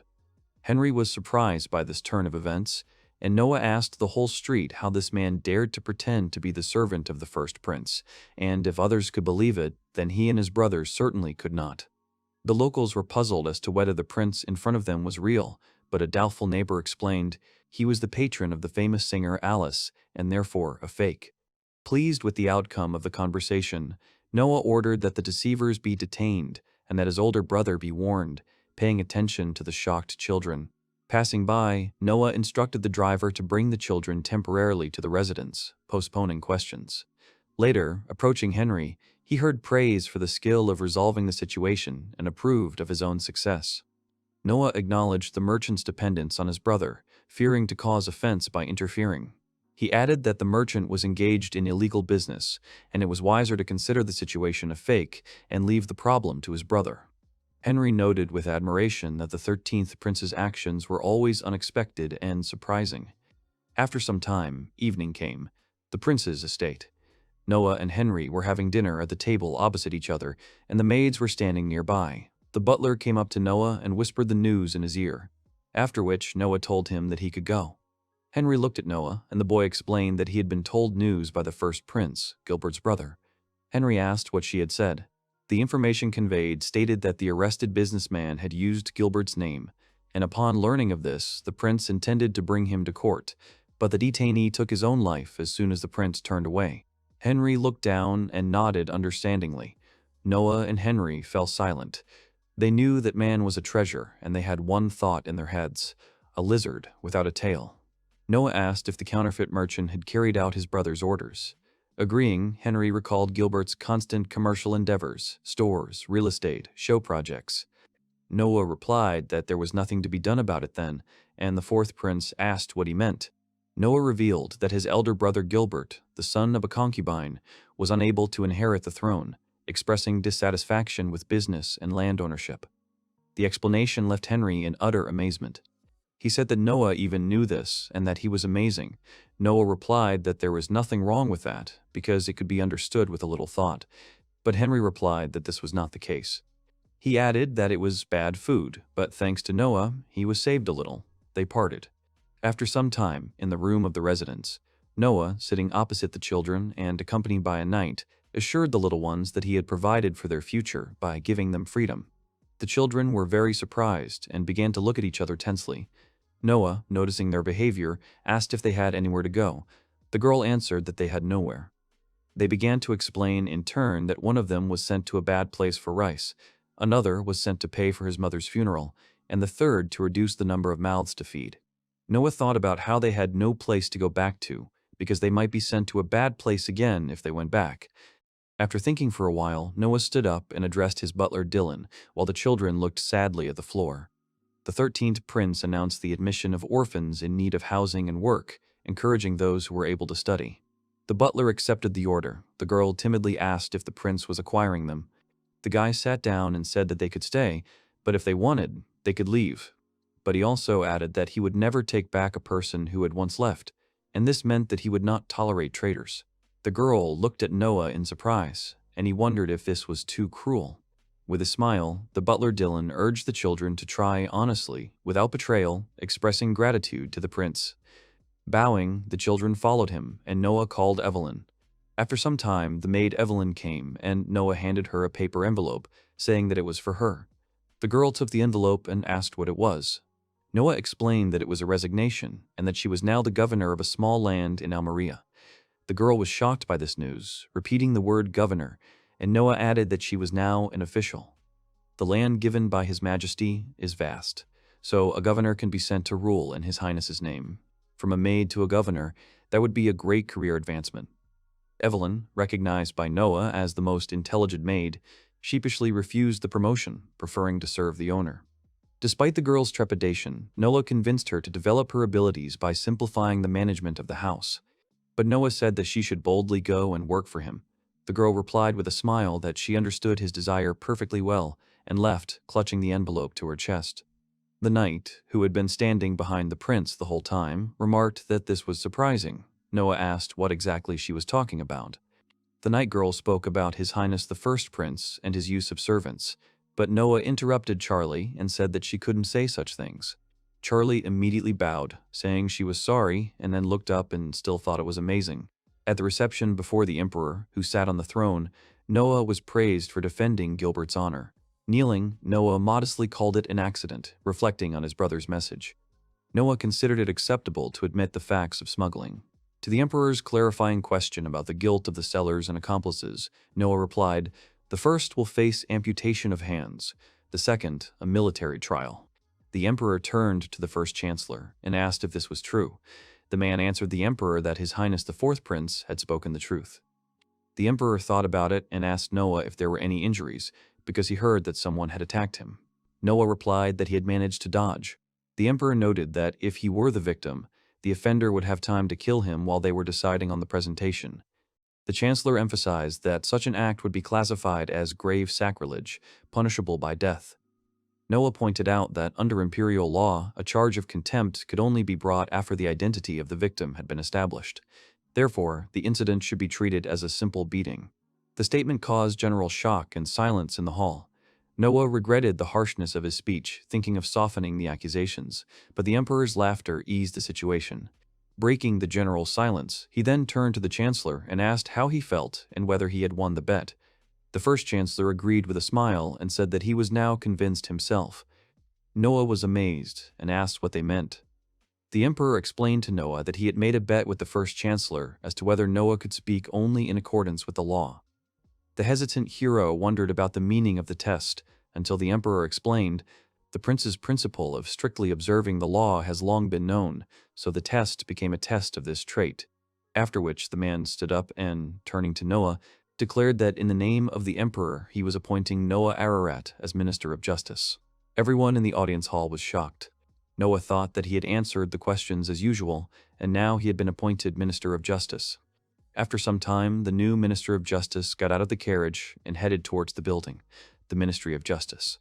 The workers stood in a bow and said that they were waiting for Noah and addressed him as a wise prince. Noah sat down at the desk in the office and a man stood in front of him. He introduced himself as Vinny Ozzy and said that he was the Deputy Minister of Justice. Having risen so high in his career so young, Noah was inquiring about his duties at the Justice Department, asking for a brief explanation. Vinny described the organization of courts by the Ministry of Justice throughout the empire, explaining that it or the emperor personally would judge criminals who had committed serious acts, such as rebellions. Noah noted that, in other words, this place was something like a court. The man replied that the prince understood everything correctly. Then the prince asked if a man also judged, when he answered that in some cases. And then Noah asked how many bribes he had already taken. Winnie shuddered and answered fearfully that he had taken nothing. Noah promised to forget what had been said after he left, wanting to hear the truth without further intrigue. The calmed-down Vinny respectfully acknowledged the foresight expected from a wise prince. And then he said that he didn't take much, a few hundred ren a year, and that's because he was very considerate. Others who weren't so considerate took 10 times that amount. Then Noah asked what the man's obligations were. Vinny replies that he doesn't take murder cases. Noah asks why, and the man explains that they are easy to solve, so the case can also come down to revenge, and that is irreparable. He only takes cases that can go either way. Noah wrote a note increasing Vinny's salary tenfold, demanding that he stop his previous activities, and helping to justify the emperor's trust. The man thought about how accepting a bribe, even if it was small, was still some kind of help. And now he understands why His Majesty gave the prince the title of wise, and why he appointed him Minister of Justice. He said that he didn't need the extra money and he wouldn't take any more bribes, so he asked to let him work for him. Noah was surprised and thought that in a normal situation he would have doubted his sincerity. However, he looked at the status and saw that his mana and intelligence in the addition status had increased. Therefore, he said that he accepts Vinny. Sometime later, night. Musicians were playing outside, and maids were bringing delicious food. The residence of the 8th Prince Oscar. Noah thanked Oscar for choosing to celebrate his appointment in such a big way. Oscar replied that he was also glad because the second person as a prince to be appointed minister during the reign of His Majesty was more than 50 years old, and since it was him, they should celebrate. Noah, looking down, attracted Oscar's attention with a question about joy. The young man explained that he was concerned about the emperor's rapid appointment of princes to ministerial posts. Oscar attributed the appointment to Noah's sympathy. He himself remembered, the army leads his brother, justice leads himself, recognizing the special imperial support. Oscar asked if there was anything troubling him. Noah replied that he knew the empire had a history of being close to destruction. After that, a history of major changes in the imperial system. Oscar replied that it was true. Everyone except the crown prince, who had studied political matters in order to inherit the throne, was incompetent, so the empire was in decline. Noah added that because of this, the empire now grants the prince the title of prince and gives him feudal land to gain experience in governance. Oscar agrees with this statement. Noah went on to say that this situation, where ministers are appointed one after another without such training, and asked if Oscar thought that this suggested something. Oscar was very surprised. He jumped up from his chair, dropping it on the ground, saying there was no way this could happen. Everyone stopped and looked at Oscar, who, with a serious face, was thinking. He asked if a replacement was planned. The 4th Prince Noah replied that he was not sure, because as long as he was simply loved, there were no problems. At this point, the butler approached Oscar and reported, after which the 8th Prince said that everything was as Noah said, and he was amazed by this. Noah asked what he meant, and Oscar explained that the information he had acquired. Oscar was to be promoted to the post of Minister of Finance tomorrow, which astonished Noah. Oscar, still in a celebratory mood, raised a glass to his friend. At the palace, the emperor heard from the chancellor the news of the capture of 167 people, including Keats. It was reported that the monarch would have to abdicate, after which the throne would pass to the heir. The emperor looked at the night sky and said that after 50 years of reign and 45 years of being crown prince, he could not wait any longer. The chancellor said he should point out that there was no evidence of the crown prince's involvement, and he would not be able to find any. The emperor said that he knew, so he would do nothing to Albert, so he ordered Keats to be executed and be done with it. The chancellor, standing silently behind, listened to the emperor's question about the fate of Oscar's appointment. He replied that the letter had been given to a corrupt officer, probably already known to the prince. Surprised by the chancellor's words about Noah's presence, the emperor asked whether this meant that the prince was aware of his plans. Hearing confirmation, the emperor admired Noah's usual foresight. After that, I began to think that Gilbert was no good, and so was Albert. The chancellor remained silent, and the emperor continued to ask who would be his successor, Henry, Oscar, or Noah, after which he said whoever it was. He hopes that he will overcome the tests he has prepared. Justice Department, Deputy Justice Minister Vinny Ozzie. He came into Noah's office and reported that the main and secondary criminals of this uprising holding out a document. Noah studied them carefully while Vinny waited, and came to the conclusion that they were people from the Crown Prince's entourage. Having revealed the familiar names of the confidant, the mentor, and the heir's knight, Noah concluded that what was happening looked like a rebellion by the prince's supporters. The subordinate asked for further instructions. Noah thought about it and looked at the man in front of him who was clearly worried. Noah knew that this was a natural reaction, because regardless of whether the crown prince was involved or not, in the imperial law, if the imperial family breaks the law, there is a clause that allows them to receive a lighter punishment. However, there is one exception: rebellion. If a member of the imperial family is involved in a rebellion, the punishment is beheading. Even in the case of ordinary crimes, knowing about the crime may not report it, but if the crown prince knew about the rebellion and did not report it, then he will be sentenced to death. This was the problem for Noah, because the betrayal of the crown prince is punishable by death. After all, this would be a terrible scandal, and the empire itself could be shaken. Noah thought for a moment, and then asked Winnie if His Majesty the Emperor had told him anything. The man nodded and used a spell to repeat the text. The Emperor's words came out, saying that those who did this would be punished. The prince asked if that was all, and Vinny asked in return what he meant. Noah replied that, apparently, His Majesty did not intend to interfere. Vinny understood what was being said, and Noah confirmed that they would only execute those on the list. Thus, the rebellion did not even need to be recognized. Vinny replied that this was the right decision. Noah then gave the order for everyone to be executed immediately. Vinny bowed and said he was impressed. Noah thought about the fact that there were two types of executions, depending on the timing of the execution: immediate and collective, once a year. If a collective execution can be achieved, it can lead to freedom. If there is no room for mitigating circumstances, the execution is carried out immediately. His Majesty clearly doesn't want to involve the Crown Prince in this, so he must do it. Noah stood up and Vinny asked where he had decided to go, to which the prince replied that he was going to an audience with His Majesty, just in case. Sometime later, in the office of His Majesty the Emperor, Noah stood bowing before his father. The Emperor asked why he had come, and Noah replied that it was because of the question about the rebellion. Noah's father asked what the punishment would be. The prince replied that according to imperial law, the main criminal would be sentenced to beheading, and the rest would be sentenced to death. He then raised his head to see the emperor's reaction, and added that it had been decided to execute them all on the same day. The emperor replied with a smile that he had done a good job, stood up and called the servant Cruz. He then conveyed that Noah had done a good job, so his allowance would be increased by 1,000 ren per year. Noah thought that this kind of judgment was not enough of an achievement to justify the pressure, but nevertheless, it was this kind of message from His Majesty. He did not want to involve the Crown Prince.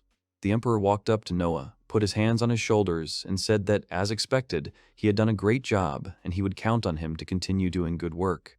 Sometime later, the 13th Prince Noah returned to the Ministry of Justice in his carriage. He noticed from the window that someone was killing guards at the entrance. Noah ran out and learned from a wounded guard that intruders had entered and seriously wounded soldiers. After receiving a report of casualties and continued attacks, Noah sent the soldier to inform his brother at the military department. And then, on reflection, I realized that it could be problematic if they made such a big mistake. And so he gave a new order that he should gather everyone on the street and, except for him, not let anyone else in, even if it was another prince. After which the 13th Prince Noah took out a magic sword and ran inside. He quickly rushed towards the uninvited guests, and seeing how they were fighting with people, he ran inside and saved the still living guard, wounding the enemy. After which he began to make confident and swift cuts and blows, striking the body of the intruder. However, the man in black-clad shouted that the prince was naive and cast a spell. With this spell, the man in black killed himself, not giving the prince a chance to capture him for interrogation. Noah realized this and noticed 3 more approaching opponents with swords.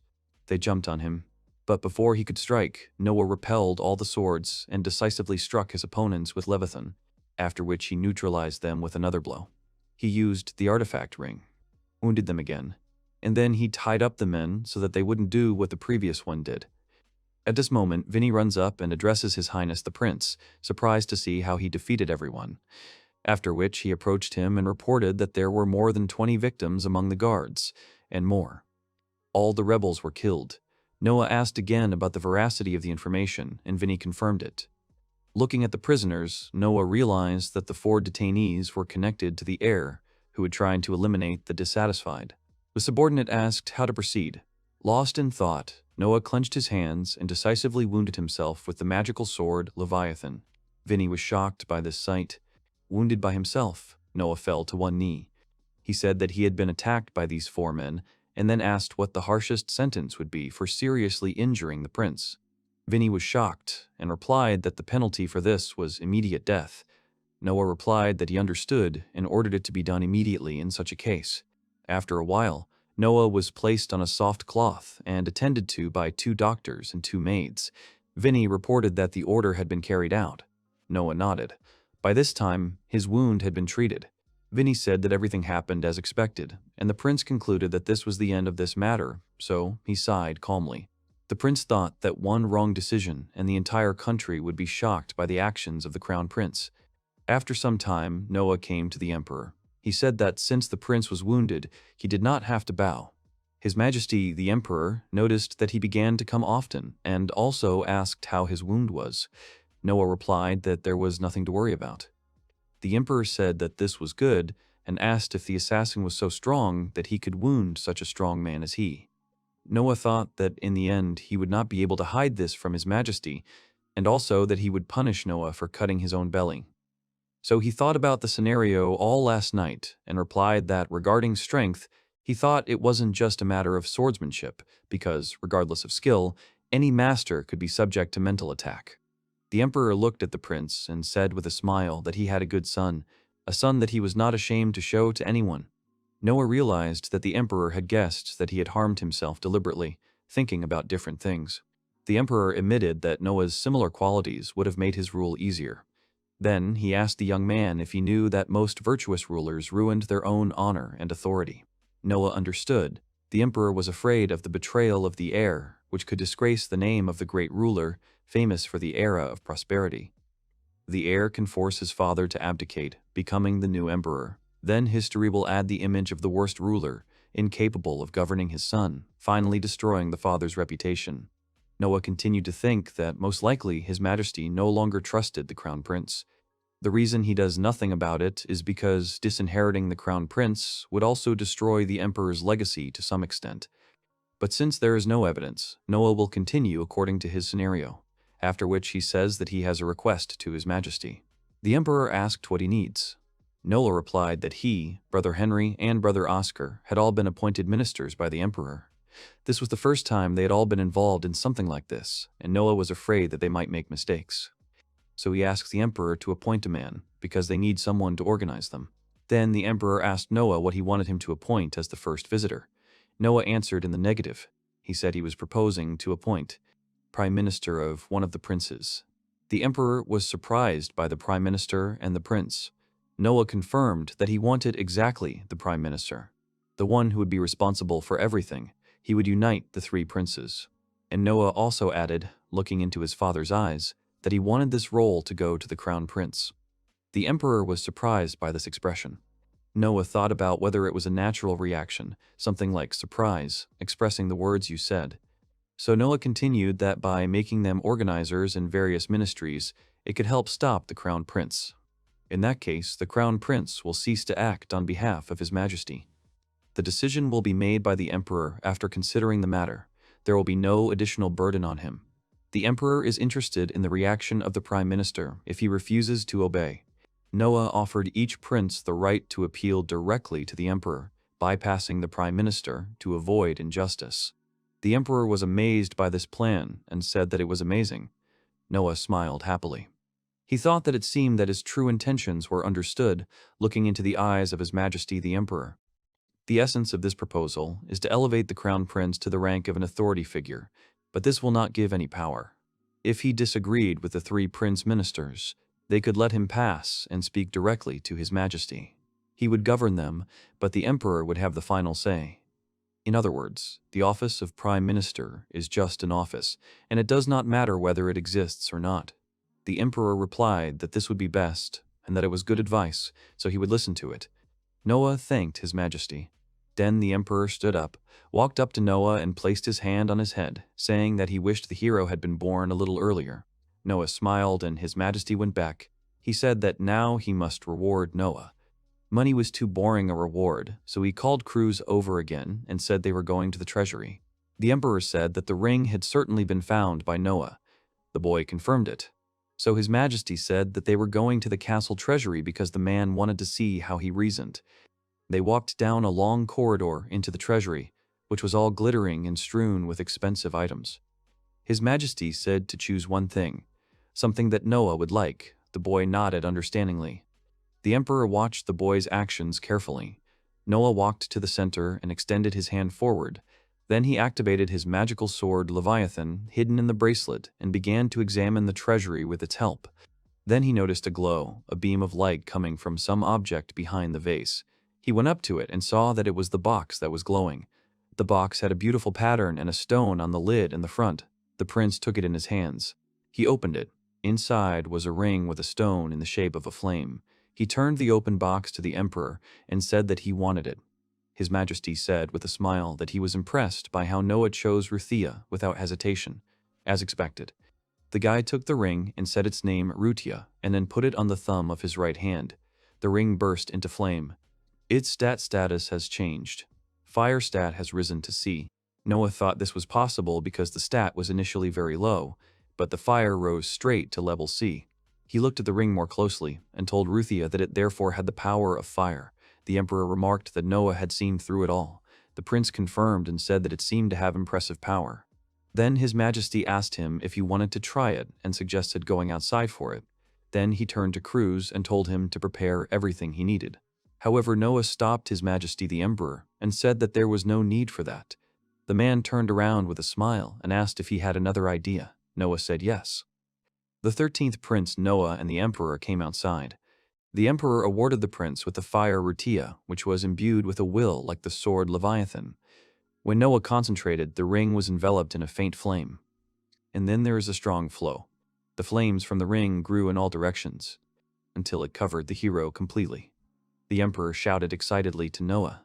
But he, completely enveloped in flames, calmly said that everything was fine. The Emperor continued to watch with excitement, and from the flames appeared the blade Leviathan. Fire and water cancel each other out, so Noah felt no damage. If fire and water are equally matched, they will drown each other out, but if one is superior to the other, the effect will drop to almost zero. This was exactly what was happening now. Noah remained unharmed, even though the ground beneath him was melting. The Emperor noticed the prince's steadfastness in the midst of the molten earth, completely unaffected by the heat. A sphere of water and flame appeared around Noah, and His Majesty realized that the melting was only occurring within the range of this sphere. Prince Noah confirmed this guess with a smile and replied that, with the help of Leviathan, he controlled the heat output. The Emperor, with a bright smile, said that it was amazing. Noah stood in the center, and the flames and water died down, leaving a pit. The joyful Emperor said that he was able to completely control the Ruthia ring, and this impressed him. And then he gave the order that Ruthia officially becomes a gift for Noah, and he added that he should continue to work hard for the good of the empire. Noah nodded. They returned back to the palace, to the office of His Majesty the Emperor. Noah stood before him. The Emperor told him that there was one more thing he wanted to hear Noah's opinion on. The boy was surprised. The Emperor then handed a piece of paper to Noah, and it said that His Majesty's younger brother, Graham Ararat, who was also Noah's uncle, had volunteered to pay a fine of 30,000 ren. Noah asked what Uncle Graham had done, and the Emperor replied that Graham's son, who was his nephew, had committed a riot and killed a drunken man with whom he had quarreled. Noah was surprised by this discovery, and the Emperor added that he personally accused him of the crime, while Graham proposed to impose a fine for not keeping an eye on his son. Noah replied that, according to the laws of the empire, Uncle Graham was innocent of anything, because just as a child is not obligated to pay off his parents' debt, so the child's crime does not extend to the parents. The Emperor said he had given Graham the same answer, but he was still scared. He probably wanted to buy peace of mind by paying a fine. Noah looked at the paper and thought that 30,000 ren was a huge amount, since the average monthly income of an adult male was 10 ren. The Emperor asked what Noah thought. The boy replied that he thought he should refuse. The Emperor remarked that this sounded like a no-lose proposition. Ren said that they could not impose a fine on an innocent person, even if he wanted to. The Emperor asked if in such a case the law could be amended to allow self-payment. He explains his proposal by the fact that their treasury is in a state of chronic danger, because saving people from natural disasters, suppressing uprisings, all this costs money. Noah understood why everyone wanted to have extra income and understands the Emperor's feelings. Therefore, he replied that if they create such a precedent, then people will think that if he paid, then he is innocent, and if this happens, then the barrier to crime will be lowered. The Emperor replied that it was true. The restraining law would indeed die. And Noah added that, moreover, most of the people who will use this are merchants, nobles, and officials, and this can lead to political corruption. The Emperor replied that he understood. Noah handed the paper back and added that the lack of a treasury was a serious problem, but it had to be replenished with legal funds. The Emperor agreed with Noah and said that this was good advice, and also that there was a need to further consult with Oscar. After which he wrote the decree on paper and put a seal on it. Noah glanced at the imperial decree that was handed to him again. It begins by praising the 13th Prince Noah for his wisdom and ends with his appointment as an advisor to the Prime Minister. The Emperor himself appointed his advisor as Prime Minister, and Noah guessed why. The monarch asked the boy if he was happy with the new position, but he answered gloomily that it was not about that at all, but about the offer. The emperor asked him what he meant, and Noah replied that there was no question of paying while avoiding sin, so he offered the possibility of allowing one to pay for honor. The emperor was surprised and asked him what he meant. Noah explained that his idea was to give the honorary title of knight to anyone who donated 1,000 ren to the treasury. People who have resources beyond their personal needs seek to gain honor by investing the surplus in the education of gifted poor people, thus enhancing their own reputation, the reason for the patronage of aristocrats. The emperor understands, and Noah clarifies that it is honor that can be bought. An honorary knight will never become a knight and will not be able to come to real power. And he adds that instead of real power, they will receive a reward personally from His Majesty. The emperor asked about what this was all about regarding the honorary title of knight. Noah nodded. His Majesty replied that it was a great idea and Noah was amazing. He turned to Cruz and ordered that Oscar be informed immediately. Noah turned back to His Majesty. He said that he remembered that he had some unfinished business at the Ministry of Justice and therefore wanted to ask permission to leave. Noah realizes that, like everything else, it's not good to overdo it. So if he continues to stay here, he might end up in Oscar's territory, so he needs to leave with a suitable excuse before Oscar arrives. The emperor once again remarked on how smart Noah was and allowed him to leave, thanking him for his time. After leaving the office, Noah saw a crowd of servants near the magic pit. Eunuch Sais reported that everyone was amazed by the prince's deed. Noah usually met them in the palace. Sais said that everyone was wondering how the earth got melted into a donut shape. Noah nodded.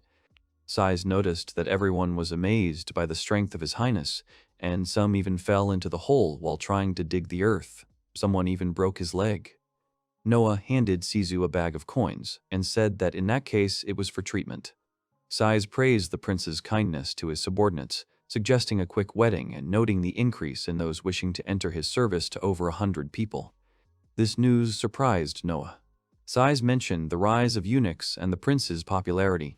Realizing the risk of the discussion, Noah switched to the question of the contents of the box in Sais's hands, insects. He said he brought it for His Highness the 16th Prince, who enjoys making beetles fight. Noah's younger brother, the 16th Prince, turned 3 this year. Since he is a prince, he is given a strict education, but at the same time, there are many children who ask the eunuchs to give them stuffed toys. Noah reached his carriage and got in. The maid asked where they were going, and he replied that they were going to the mansion.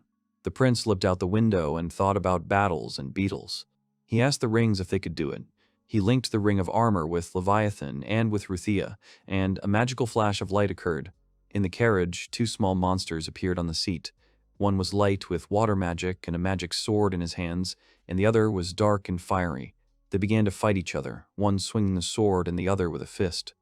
The sword and fist touched, and they retreated from each other, after which they made another lunge. Noah noticed Leviathan's movements, which were similar to when he swung his sword. He thought about how he would be able to move like that when he grew up, and that with Ruthia's power, he would also be able to move like that, while the monsters continued to fight with no sign of a winner. Noah kept his eyes on them and thought that it was fun to learn by watching this battle. However, the difference between them was obvious, and soon the ring of armor with the magic sword cut through Ruthia's monster. The maid, who saw all this from the window, noted that it was an amazing sight. Noah agreed. Then he took out the magic sword from his bracelet and wanted to repeat the movement he saw. He swung and made a cut in front of him. The maid didn't notice any cuts and thought the sword had missed. Noah said there was indeed a cut, after which he stood up and took one of the crystals of the decoration and showed it to the servant, separated by a smooth cut. The girl was surprised, and the prince returned the crystal to its place. The maid was again surprised that it did not fall, and Noah explained that because the surface is smooth, if you cut it perfectly, it will hold up perfectly when you put it back. The maid couldn't stop admiring, and Noah thought that in combination with the ring of armor, it was a simulated battle, and now they could practice the techniques that they both knew. And then he looked at his status and was very surprised that his level had increased. Now there was the number 2, and his health indicator also increased by 1 level. Sometime later, Prince Noah was sitting in the gazebo with his personal maid standing next to him. They were watching the battle between the Ring of Armor and Leviathan and the Ring of Ruthia. Leviathan had won once again. It was his 10th victory with 0 losses. Noah looked back and brought up the status window of the characteristics. He has already leveled up to level 3 and also increased his strength to rank B. Then he turned to Zoe, who, having lived in the mansion for 6 years, had learned a lot and began to understand Noah at a glance. The data verification magic was one of its features. It opened a status window that looked a little different. Unlike the prince, Zoe could show the reverse side of the data, which is represented by the addition sign. Zoe was amazed that the prince's level had actually risen, because she had never seen anything like it before. Noah said that the result is really amazing, and Zoe added that if they continue to work hard, they will be able to improve the level even more. She doubts that they will be able to do this forever. Noah confirms, progress in magic requires constant training, otherwise the indicators decrease. He increased the first level after 1 fight, the second after about 10 fights. The maid understood. At this rate, the prince believes that in order to reach level 4, he will have to fight about 100 times, so it will not be possible to gain a level right away, and they should be patient. The monsters continued to fight, and Noah said that he had recently come up with something. The maid asked with interest what it was. Noah replied that he thought they should team up with Leviathan and Ruthia, because with their power and his magic, they could reach a new level almost instantly. Zoe liked his idea. Noah thought that being a third party and watching from the outside was useless, because he needed to know how they used their abilities. He noted that Ruthia hated losing, but if he lost to Leviathan, being twice as physically strong, his level would not become lower but would remain the same. Ruthia struck at Leviathan, and Noah realized that even with this level of skill, it would not be enough to break through to the next level, because fighting each other could increase their own data balance. Ruthia swung and dealt a crushing blow to Leviathan, then looked at Noah. The prince commented that it was amazing, and he was excellent in battle. Noah also noticed that his fire skills had increased. He praised Ruthia, saying that his skills had improved greatly, and then heard hands clapping. Noah turned around and saw the 4th Imperial Prince Henry Ararat with his personal maid. He said that he did not think he would meet Noah here, and also that his magic had become stronger. Noah asked how he knew about it, and Henry replied that he heard it recently while he was out on business. Then Henry became more serious. He reported that the monster's lair had finally opened. Noah was surprised. The prince had no right to leave without the emperor's approval, but the state was already preparing shelters to protect the city from future dangers. And since Henry came here, we can conclude that the preparation of the lands has been fully completed under the leadership of the Ministry of War Affairs. Henry sat down in the gazebo and said that His Majesty had given his permission, so he wanted Noah to tell him about the prophecy. The 4th prince gave Noah an inlaid box from a powerful sorceress, who instructed him to describe the contents necessary to prepare for the upcoming battle. Henry said that he needed to know the exact number of troops that should accompany them in the first battle, because they were responsible for the safety of the people, and they had to be sure that they could fight back and protect their future. Noah understood and asked what exactly he needed to do. Henry replied that he just needed to open it and that the answer should be inside. Noah took the box, brought it to himself, and opened it. The box turned into threads and unraveled, leaving a small sheet of paper in its place. Noah took the piece of paper and was surprised by what was written on it. Henry asked him about it. The guy unfolded the sheet, and on it was the number 1, written in magic. Henry was even more surprised. The 13th Prince Noah commented that the note said that only 1 warrior would be enough. Henry admired and said that this was wonderful. He was incredibly happy. Night, Noah's mansion. Ruthia and Leviathan were fighting at the table. The maid entered and announced the guests that interested the master. The maid replied that it was a messenger from His Highness, and he said that he had come here on a special mission. Noah was surprised, stood up, and said that he could come in. The messenger of the 4th Crown Prince was Rice Keki. He said that he came with an order, and Noah knelt down. The messenger turned out to be the personal representative of the 4th Prince, and, observing etiquette, Noah bowed before him, yielding to seniority and the status of a courtier, not daring to object to the order. Reese said that Prince Noah Ararat's first battle was to be immediately postponed indefinitely, and that he should now await the next order. Noah replied that he understood everything. Only then did he rise, and Rice in turn knelt down and thanked him for his time. The prince replied that everything was fine and asked about his serving his brother Henry. Rice confirmed that members of the royal family appoint their own messengers who are obliged to carry out orders, In addition to them, there are also officials of noble origin who are considered close. Noah once sent Evelyn to the magistrate, hoping that she would be under Rice's wing and become one of his confidants. But he, in turn, refused to promote her. But there is something else. Rice combines the roles of public figure, official, and messenger of the royal family, now serving his brother Henry, but indirectly accepts orders from Noah. So, after finishing reading the instructions, Rice apologized and immediately knelt down in front of Noah and lowered his head down. Noah sat down in his place, and Rice stood in front of him. The prince asked the man why he had been removed from military affairs. Rice replied that it was because of the decree of His Imperial Majesty. Noah asked for more details. Rice replied that Lord Henry immediately told His Majesty the result of the prophecy, and the Emperor was instantly inspired, so he conveyed all the information to him and said that if the prophecy was true, then Noah's help would be useless. Noah understood this decision and can partly understand it, because the main hero for the people is the imperial family and the fourth prince. Rice was amazed that only one warrior would go to battle, so the king, together with Lord Henry, plans to widely inform the people about the meaning of the prophecy, emphasizing the power of the state. Noah smiled and thought that if that was the case, then he had no choice but to wait. The next day, Cobalt Street. Noah was walking and looking at the goods of the stalls and shops with a night girl named Charlie Grands. Noah came here because he decided to find items related to Leviathan, so he tries to be very attentive. He went into one of the shops, and the employee asked him if he had anything in mind that he wanted. Noah asked in return if he had a cursed doll. The worker thought uncertainly, hesitated a little, and then explained that the item Noah was looking for served the dark side, and if it fell into the wrong hands, bad things would happen. Noah thought about it and asked what it meant that the worker wanted to say that he didn't have the item he needed in stock. The man agreed and said he deeply apologized for not being able to help him. Then Noah stood up and asked what if he offered a price of 10,000 ren. He showed a bag of money and said that if he still decided to sell him this product, he could just contact him. The worker was very surprised by such a large amount of money and accepted it, and Noah added that if any information appeared, the man should let him know, and then said goodbye. The prince was puzzled as to why the knight was looking at him strangely, and Charlie explained that she was shocked by Noah's extravagance in paying a large sum without purchasing the goods. Noah understood the girl's reaction and then thought that he understood her feelings, since he had encountered similar things in his past life. But now he had money, so over time the shopping would pay off well. Then Noah and Charlie heard a loud scream that interrupted their conversation. A man was yelling at another man, asking what he said and asking him to repeat it. The man replied that he had said that someone else had already reserved the item. He was scared. The man was extremely unhappy because the other man had not said that the item was no longer for sale. Noah stopped them and began to approach.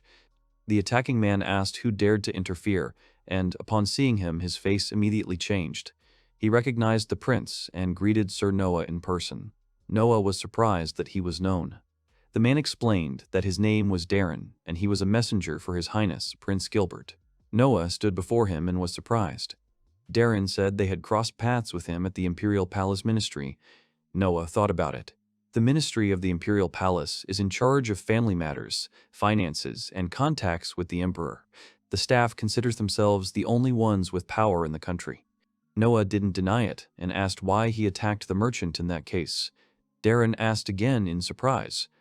And then he explained that all this was because he was the minister of the Imperial Palace, after which he asked if Noah knew about this.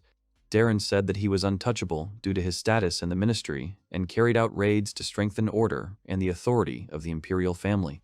Noah thought that because he was not well acquainted with the rules of the Imperial Palace Ministry, he had no choice but to remain silent and not enter into an argument. But the people were frightened. Darren went on to say that he would ask that you not interfere and not teach him anything that he himself does not know. Charlie began to talk to Noah, and the prince discussed the high status of the court ministers. His behavior was explained by his awareness of special rights and power. He was proud of the privileges of the imperial ministry and his role as Prince Gilbert's herald. Noah said he understood his situation, however. Darren asked what was wrong, surprised that the argument was continuing. Noah explained that Darren said he served the imperial palace and asked why he wasn't already on his knees and hiding his bashful look. Darren was surprised. But yesterday, Reese knelt down as a sign of respect and submission, because he knew that he was one of the members of the imperial family, so Darren should also communicate more respectfully. Darren sent the prince and started running away. So Noah ordered Charlie to be caught, tied up, and brought to him. Noah, noticing the man's reaction, doubted that he was Gilbert's messenger, and therefore said that, having discredited his brother's name, he did not dare run away. Charlie quickly caught up with the man, dodged his counterattack, and knocked the man to the ground. She then asked for a rope, and one of the passers-by handed it to her. Charlie thanked the man for it. She then tied Darren to a pole, after which the girl asked Noah if she should hurt him with a whip. But the prince slowly approached and ordered them to listen. Noah said that for blackmailing his people and subjects, threatening and extorting money from them, he was sentenced to death. Charlie replied that she understood and asked not to worry, assuring that she would take care of him. The villagers were happy to see him beaten to death, thanked the prince, and watched the punishment. After a while, Charlie ran up to Noah, who was sitting nearby, and reported that she had finished. She said that the police were coming to sort things out because of Darren's abuse. Noah realized that they had intervened because of the position of the injured minister. The actions were perceived as an extra-legal execution. Noah ordered the police to be brought to him. 2 policemen came and, fearfully asking for an apology, greeted the prince. The prince replied that the body should be removed, and, if he had a family, his relatives should be informed immediately, and then the body should be cremated. He then ordered that they should go immediately to the palace, announcing the death sentence according to the rule that punished with death anyone who showed disrespect to the prince. The police replied that they understood everything and left. Charlie asked Noah what they should do now. Noah thought about it and ordered Charlie to handcuff him. The girl was surprised and asked why. The prince raised his hand. He replied that he would take full responsibility so that no one else would suffer because of him. The girl knight was very shocked by this decision and could not believe such a step. The residence of the first prince. Charlie led Prince Noah, who was handcuffed. The guards noticed that it was His Highness the 13th Prince. Noah replied that he had come to apologize to his older brother and asked if they could tell him about it. He walked inside the clean and rich residence and asked forgiveness from his elder brother Gilbert. The first imperial prince, Gilbert Ararat, stood at the window and said that he was glad to see Prince Noah. Then he noticed the handcuffs and asked what they were for. The guy explained that he had recently executed his messenger named Darren, so he wanted to apologize for not discussing what he had done with him. After which he explained the whole situation that happened on Cobalt Street, and Gilbert replied that Noah did the right thing. Despite the fact that Darren was a messenger of the imperial family, he deserved to die for his disrespect. Then he thought about the name Darren and said he didn't remember it. The butler explained that he was a man who had moved from the residence to the ministry of the imperial palace several years ago. Gilbert slammed his fist into his palm and said he remembered, adding with a smile that Noah shouldn't worry about it. The first prince said that he was being arrogant, so he kicked him out, and he was not worthy of being his messenger, so everything was fine. Noah thanked his brother for this, and Gilbert added that he did the right thing by finishing him off. And he said that he had managed to do a lot of things in his name, so he just wanted to thank Noah for defending his honor. Then Gilbert nodded to the butler, who removed the handcuffs from Noah, after which he advised him to hire a lawyer because it was not worth executing him right on the square. Noah thanked his brother and left his residence. On the street, Charlie asked about the meaning of this apology to Gilbert. Noah did not understand the essence of her question, and the girl did not know how to explain it. Noah simply said that he could not enter into his presence without showing that he admitted his mistake. He also added that he was angry when he saw it. Charlie was surprised and said that Noah treated him with great respect. The prince said that he could not ruin his relationship with a family member, neither with other princes nor with his brother. Besides, he was the minister of justice. Noah added that now His Majesty's mercy was somewhat greater towards him than towards his brother, and besides, he himself had come to apologize. The guy added that his still green younger brother apologized for doing something wrong, so how could he not show generosity in such a situation? Charlie smiled and said she realized that if the younger one apologized first, the older one wouldn't be able to get angry. Noah added that he had made a special arrangement for the truce, and that there was another reason for it. Charlie asked about it. The prince explained that if he had done nothing, Gilbert might have interpreted his actions as hostility. Charlie understood. Noah added that he came to Gilbert, and his brother forgave him. An aristocrat has honor. It is shameful to raise something that was once forgiven long ago. The girl said he was right, and was surprised at how he thought everything through. The next day, Noah was approached by a butler who reported that they had a guest.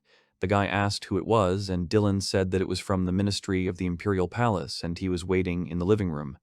Noah walked into the living room and the man stood up and bowed to the prince. He said he was pleased to meet him. He then introduced himself as Don Oates.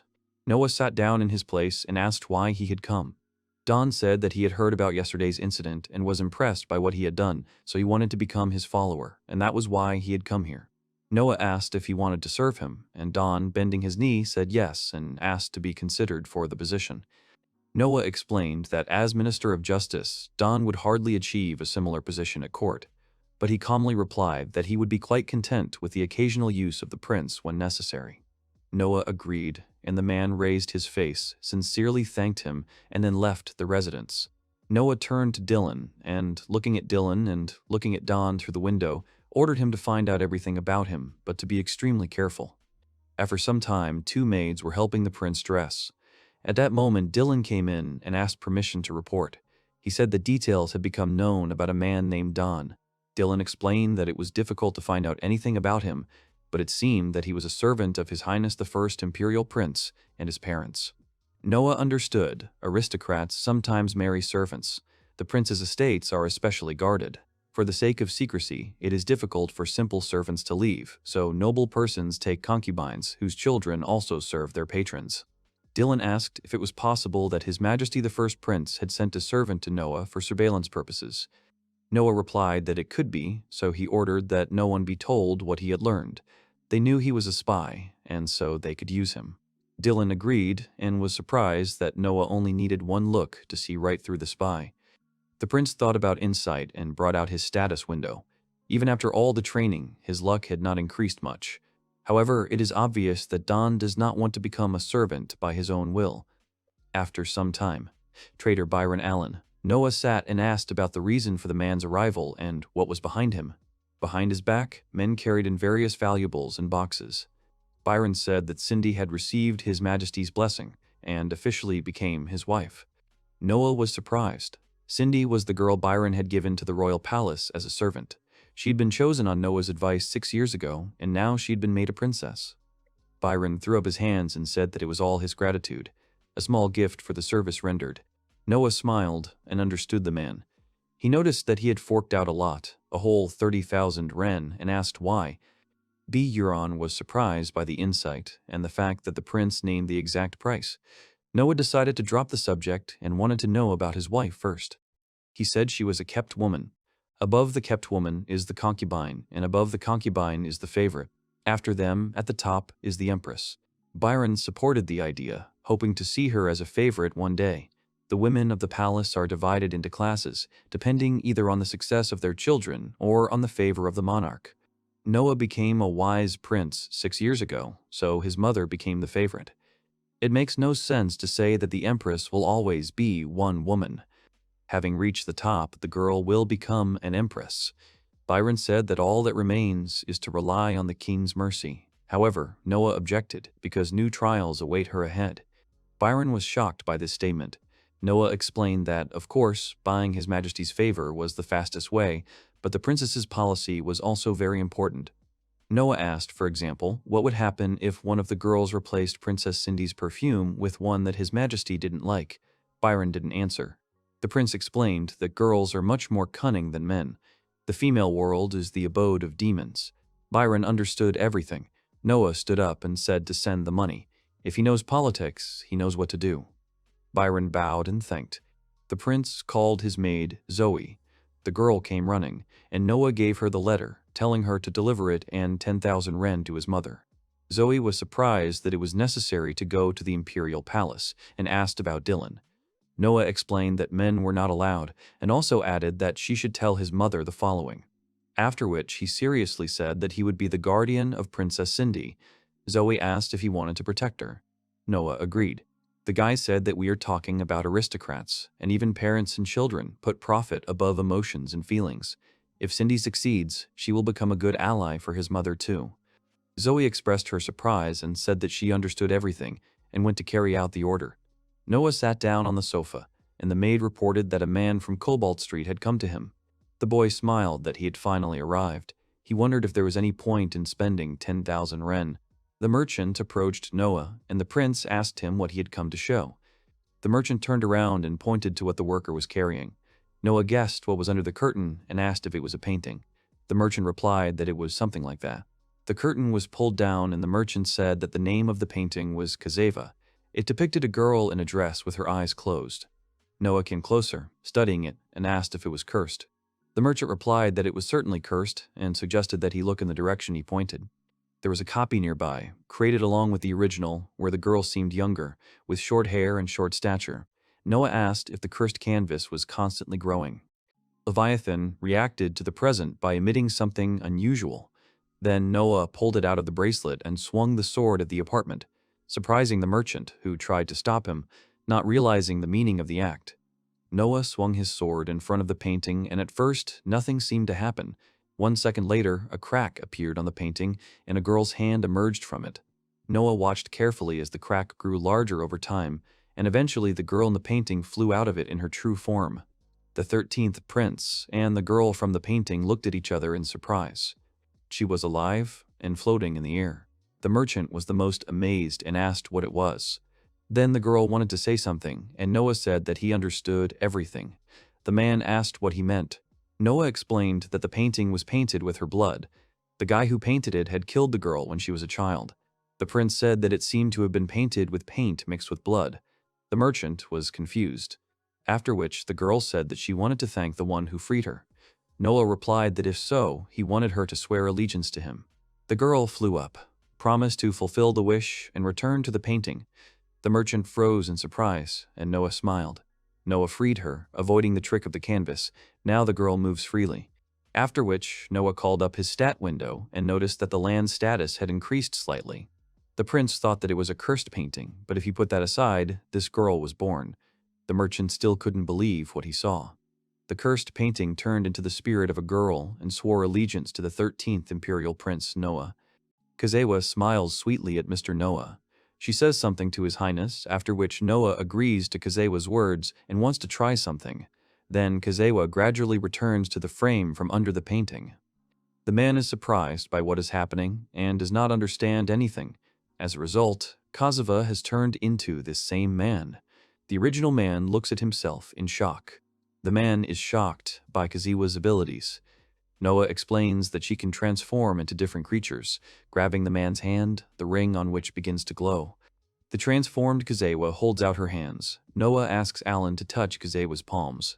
Alan touches his right palm and passes through it without feeling any physical contact. With his left palm, he touches Kaza's palm and feels the touch. Mr. Noah says that the transformed Kaza only materialized the right half of her body. Alan does not understand what is happening and is a little shocked. He is perplexed, but still understands how fascinating an experiment Noah has conducted. Noah says that the materialization is due to the connection with the ring. Noah continues to say that this transformation ability is almost perfect.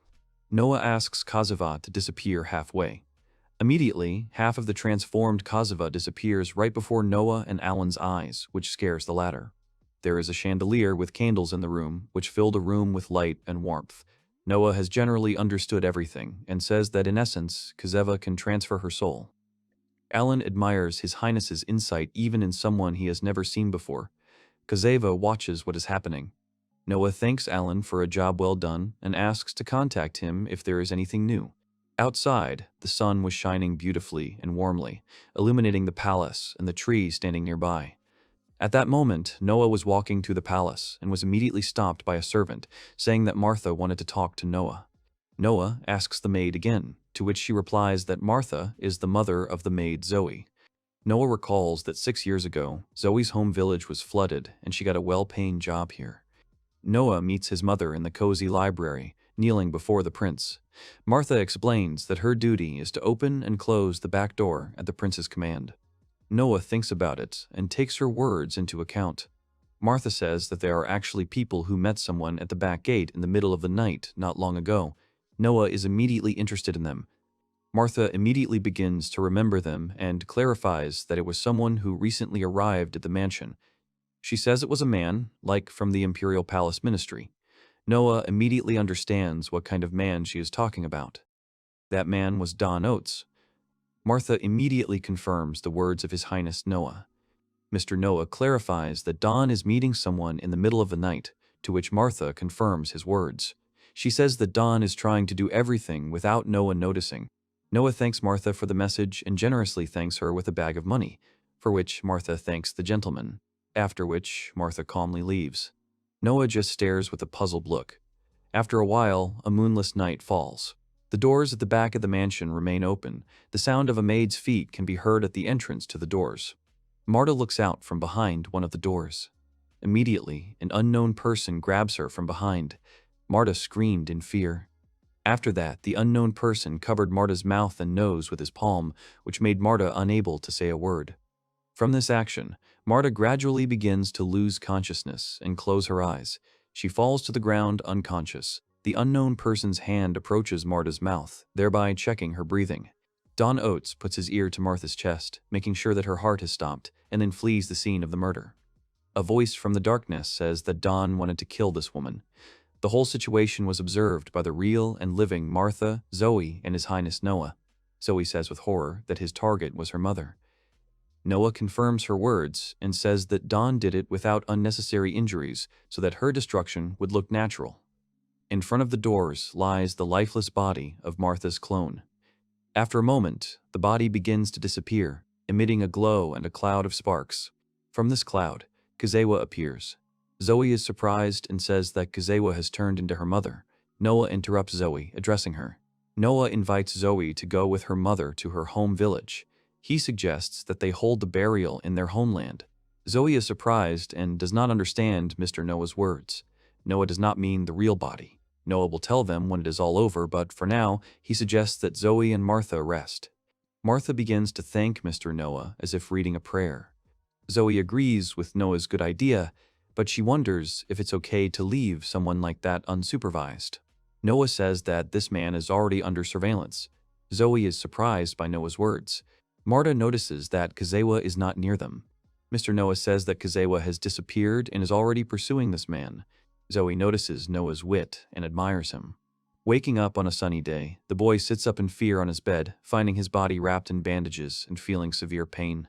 His Highness Noah was sitting on a chair nearby, telling the guy not to overexert himself, as the guy almost went to the next world. The guy is surprised and reacts with fear to the sight of Mr. Noah. He asks Noah about his words. Noah clarifies what happened, that the guy said that he eliminated the witness, and then he was tied up and brought to this state. Noah says he's been watching the guy since the beginning. The guy is grimly aware and conscious of what's happening. Noah recalls the phrase that people are treasures. The guy says that he was exposed before the crime was committed. He goes on to say that Noah lives up to his title of a wise prince. The boy calmly looks into the void. His smile expresses regret. He says that His Highness knew everything from the very beginning. Noah says that none of this matters now. Don is surprised by Noah's answer. Noah offers him to become his subordinate, even if they met under different circumstances. Noah says that he is much stricter about betrayal than the others, which means that once Don becomes his subordinate, he will serve him faithfully for the rest of his life. Don, hearing his words, immediately bursts into joy. He climbs onto the bed and immediately, bowing, thanks Mr. Noah. A skill window appears next to Noah, where His Highness has received an F bonus to wind. This means that Don has definitely become his follower. Noah advises Don to focus on recovery, promising to find a bankrupt nobleman in Almeria for a new name and status, offering to take refuge there temporarily. Don, without changing his position, thanks Noah for everything. Then he turns to the master, saying that he will not be able to repay him in full, but still wants to say one thing. Don says that Gilbert made an offering to His Majesty, namely, he presented him with Poinix sake. Don says that it would be better for the Emperor if he stopped drinking it. Don's aura becomes more intense. He intrigues Noah with his words. Outside, the sun is still shining pleasantly, illuminating the mansion and the trees. The sky is still beautiful. Clouds float calmly on it. The pleasant light of the sun illuminates the palace room. His Majesty is interested in Noah's imminent agitation. Noah excitedly tells His Majesty to stop drinking Poinix sake. His Majesty inquires about the sack that was produced in Gilbert's dominions. Noah says that Polonix has nutritional properties and a tonic effect. However, when eaten with dragon's claw, it turns into a strong poison. His Majesty asks Noah to repeat the last phrase. His Majesty says that sake is used in the annual ancestor worship ritual. It is drunk by His Majesty and the Crown Prince. Noah states that the absence of sake poisoning for a year rules out the possibility of toxicity, even when combined with the dragon's claw. His Majesty ponders and asks about the results of the search for the culprit. He is also unsure about the poison in the sake. Noah says they discovered the poison's effects when they gave the test subject sake to try in exchange for freedom. His Majesty declares that if they do nothing, both princes will die during the ritual, since the heir also drinks sake. Noah agrees, sweating nervously. His Majesty thanks Noah, saying that he did a wonderful job. In an instant, His Majesty calls crews, giving the order to summon Henry here and send soldiers to besiege the first prince's mansion. Cruz immediately agrees with the order. His Majesty sends Noah away, telling him that he will receive his reward later. Noah turns and leaves. Walking slower than usual, Noah recalls his conversation with His Majesty, feeling great fear and anxiety from the threatening appearance of the monarch. Noah doesn't believe this whole situation and turns around abruptly. His Majesty stood before him. His Majesty tells Noah that he is very clever. Noah is shocked and frightened by his words. Noah assumes that His Majesty knew about Noah's brother's plan. His Majesty confirms his words, adding that he did not drink Gilbert's sake. Noah is shocked by His Majesty's words. He cannot say a word. His Majesty suspects a conspiracy against him and asks Noah to confirm that he is not involved, receiving confirmation. He then turns to Noah and appoints him as Deputy Minister of Military Affairs. From now on, Noah Ararat is also responsible for military affairs. Noah is shocked by this decree from His Majesty. His Majesty also appoints Noah as the Admiral of the First Army, known as the Imperial Guard. Noah is absolutely shocked by what is happening. He bowed down before His Majesty to accept all his gifts and instructions. His Majesty cannot simply surrender, because if his son takes his life, he will become a laughingstock for posterity. His Majesty says that if such a thing happens, then let Noah take the imperial capital under his own control. His Majesty offers Noah to make a suitable person the emperor. Noah is completely shocked by what is happening and cannot say a word. He understands what responsibility has fallen on his shoulders. Kaza is a thousand-faced beauty. Her favorite thing is to transform into different kinds of creatures. Her least favorite thing is to remain unchanged. A few days later, Noah and Albert meet in His Majesty's room. Noah says that they have finished their investigation in Gilbert's house and have found useful information about the secret room and the dragon's claw. Albert confirms Noah's words. Following this, he changes his expression to a sinister one and says that now they have all the evidence that an attempt was made on His Majesty's life. Noah reports to His Majesty that Gilbert has been arrested, magic and freedom of action are restricted, and the best guards are providing security. The monarch admits to being at a loss as to what to do next. Noah says that it was a deliberate attempt on His Majesty's life. According to the laws, such a crime is punishable only by death. Albert looks majestically and arrogantly in the direction of His Majesty. His Majesty frowned and thought. Albert asks His Majesty about the possibility of acquitting Gilbert. His Majesty thought about Albert's words. His Majesty asks about the consequences of the arrest. Noah explains that the execution will be replaced by imprisonment, emphasizing that the final word remains with the monarch. Albert says that the highest sentence for a man like Gilbert is execution. Gilbert should be grateful that His Majesty is lenient and did not give him over to the wild beasts. His Majesty says that Noah is guided by right and humanity. Noah bowed in response to His Majesty's words. His Majesty suggests that Noah consider whether this action would be the right decision. Albert begins to get indignant, asking about the execution. Noah thinks that Gilbert is one of His Majesty's sons. Even if he tried to organize the assassination, he has a chance for pardon. The sentence can be appealed up to life imprisonment. Albert insists on the immediate execution of anyone attempting to kill the monarch. His Majesty ponders the proposal, awaiting a decision. Suddenly, His Majesty pronounces Albert's name. He tells him that Gilbert's execution is entirely entrusted to him. Albert confirms His Majesty's words. Then he leaves the place of conversation with His Highness. His Majesty asks Noah if he understands everything. Noah confirms His Majesty's words and says that he has no other choice. His Majesty feels that Noah is very worried about him. His Majesty says that Gilbert's lands will be given to him, but he wants Noah to take care of the lands. Noah asks for forgiveness, thereby stopping His Majesty's narrative. His Majesty is interested in Noah's apology. Noah says that the matter began under his command. Although Gilbert's land is sealed and everything is transferred to the royal treasury, it is impossible to get his entire fortune, since then it could lead to bigger problems. His Majesty smiles, reacting to Noah's words. Then His Majesty asks Noah to think again, to which he is surprised. His Majesty understands what Noah is going through, and that the consequences could be severe, but still, no one knows Gilbert better than Noah. Noah understands everything and worships His Majesty.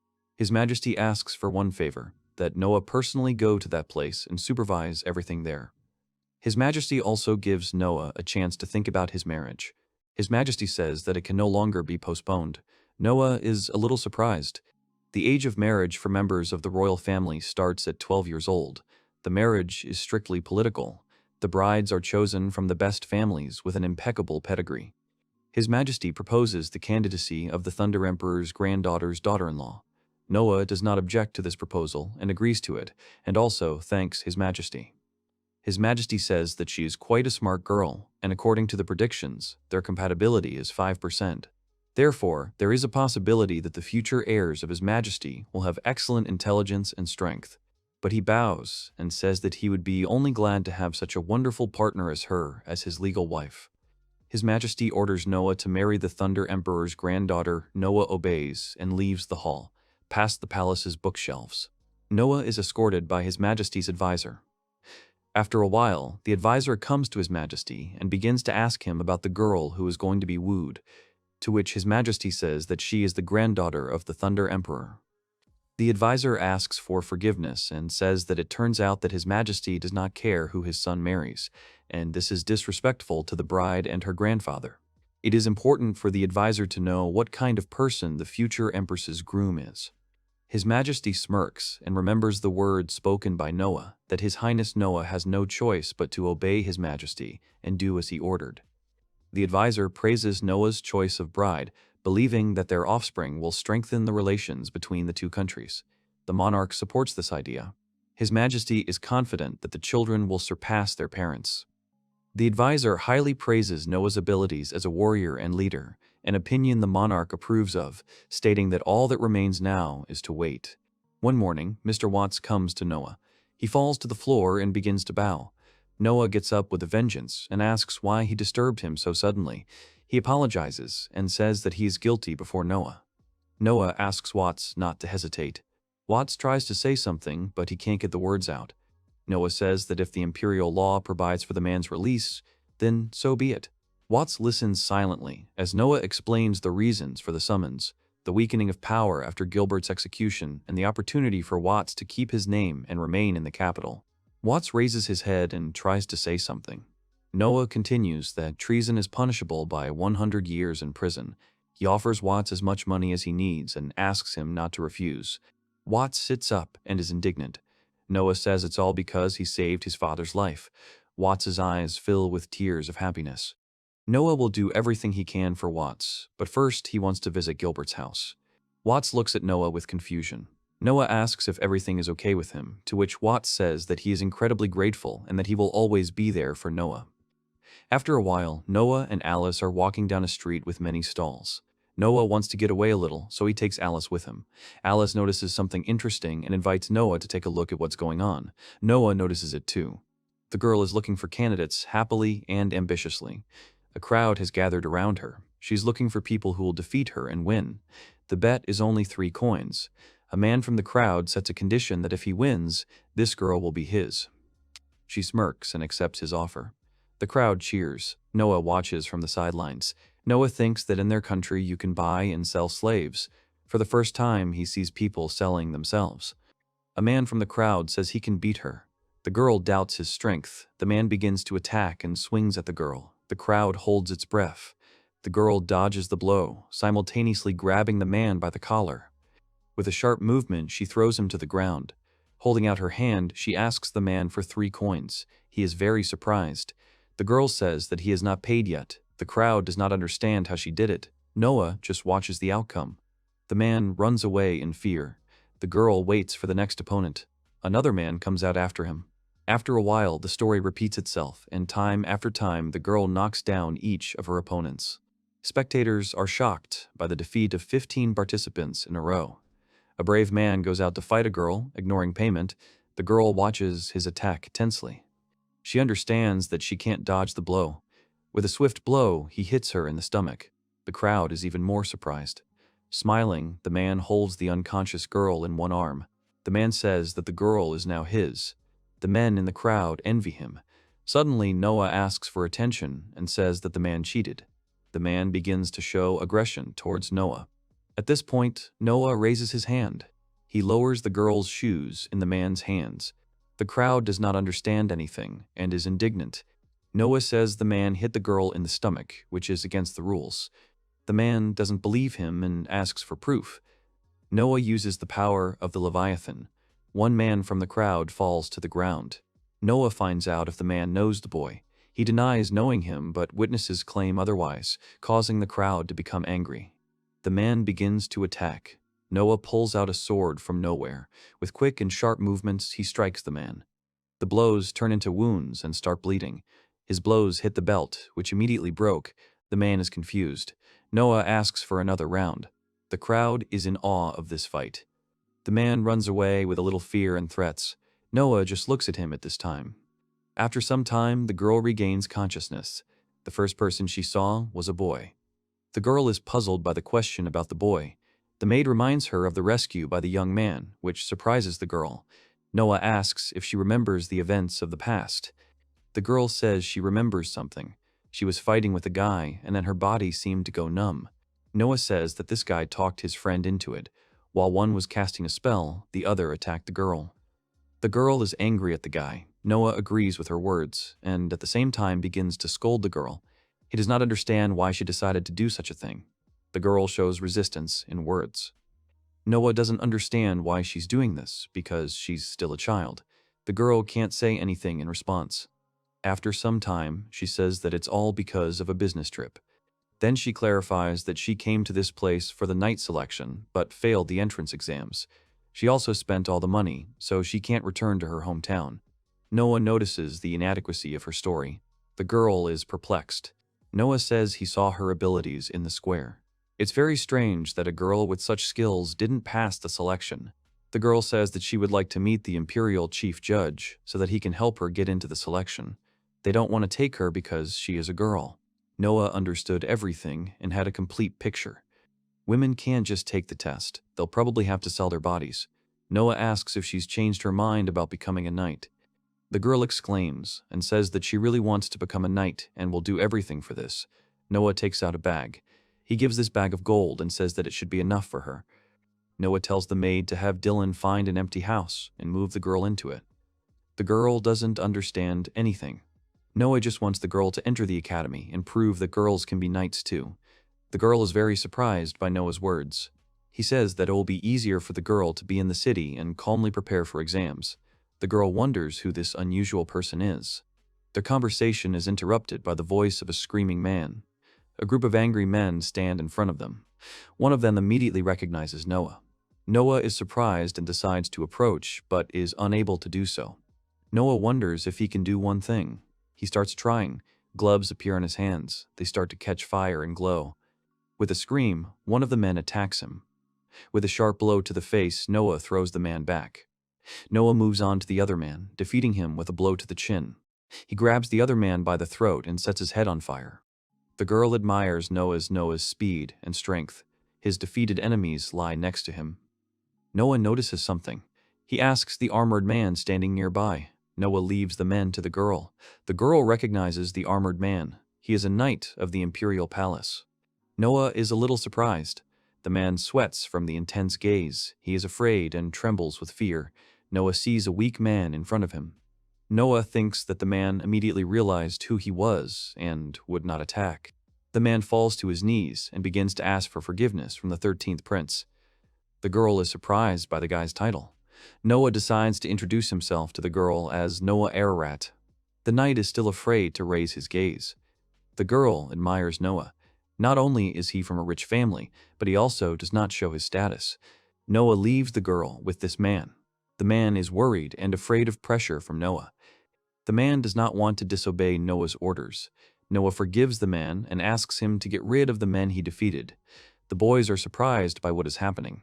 The knight takes one of the men away. The clapping of hands of an unknown person is heard. The remaining boys run away. The unknown person says that his face, hands, and the whole boy in general are strong. The stranger has not seen such a person for a long time. Noah notices him. There is an unusual-looking vessel. Noah looks at it warily and does not understand what kind of vessel it is. He thinks that he may have already seen the owner of this vessel. He kneels down and says that he has already seen him. Noah introduces him as His Royal Highness Indra. Indra greets Noah joyfully. Indra takes the vessel in his hands. The crowd of people looks on warily. Alice and the girl look on in surprise. Noah waits for His Highness to act. His Royal Highness is the King of Thunder, and his name is Indra Aurat. He was the right hand of His Majesty when he ascended the throne. At that time, the empire was in great decline, as His Majesty was young. With his knowledge, Indra helped to raise the capital. 5 years later, he was dubbed Thunder for helping the young emperor conduct politics and maintain power. Now he leads a detached life in his domains. Indra tells Noah to sit down next to him. After a while, Indra drinks some liquid from a vessel. Then he turns to Noah. He has already met Evra, as His Majesty has informed him. Indra has come here for a special reason. Noah asks Indra about the importance of his coming. Indra thinks and says that Bose is the wisest prince of the 17 contenders. The emperor trusts Indra, so Indra is worried about this situation. Noah thinks that the Inspector General's officials will be furious when they hear Indra's words. His Majesty's uncle is considered a vassal, and it is humiliating when His Majesty addresses a vassal with respect. Noah thinks that his uncle doesn't care when he is impeached, because His Majesty doesn't blame him. Noah asks what he should do if things don't go according to plan, to which Indra says that it's not up to him to find a bride. He asks Noah about the order to find a bride. Indra thinks that it doesn't matter anymore. They start talking about Era's granddaughter. Indra, smiling, hints at the benefit of his nephew's order. While Noah ponders why Indra is indifferent to power, he suddenly changes his tone of speech. Noah immediately panicked and stood in a stupor. His body went numb. This usually happens when Noah uses Leviathan. It was Indra's menacing aura. Noah gathers all his strength into his fist. His gaze is full of determination. Noah needs to calm him down. Indra is happy, but at the same moment her face changes from fear. Noah wonders if he can push him away. Noah, with clenched teeth, tries to do something. Then he thinks about stopping. Indra is Noah's great uncle. Indra will not go against the law and will help Noah. They do not win or lose, they adapt. Suddenly, Indra starts laughing loudly. Noah is shocked and confused. Indra says that he is shocked and that he is losing his grip. Noah, confused, says that it will really be a draw. Indra immediately realizes that this whole situation will lead to a draw. Indra shows care and trust in Noah, entrusting him with taking care of Era's granddaughter, which sincerely pleases Indra himself. Then Indra turns to a passing waiter and says that he will buy all the alcohol. He's in a good mood today. He throws coins into the air and shouts that he is treating everyone. The crowd can drink as much as they can. The crowd cheers and rejoices. Noah smiles and says that it is rather strange, since such a character trait does not come in this family. Then Indra throws something to Noah. It was a ring, which Noah caught with both hands. Indra tells him to show everything that Noah is capable of. Noah's gaze is filled with fear and shock. Instantly, Noah finds himself in an endless field. Noah doesn't understand where he is. He heard something and noticed something. He turns around at the sound. A bull is running towards him quickly. Noah must show what he is capable of. A second later, a sword appears in Noah's hand. The bull begins to approach Noah. Swinging the sword, he shouts at the bull to disappear. He swings his sword and releases force. The bull instantly evaporates from Noah's blow. Noah's gaze is determined.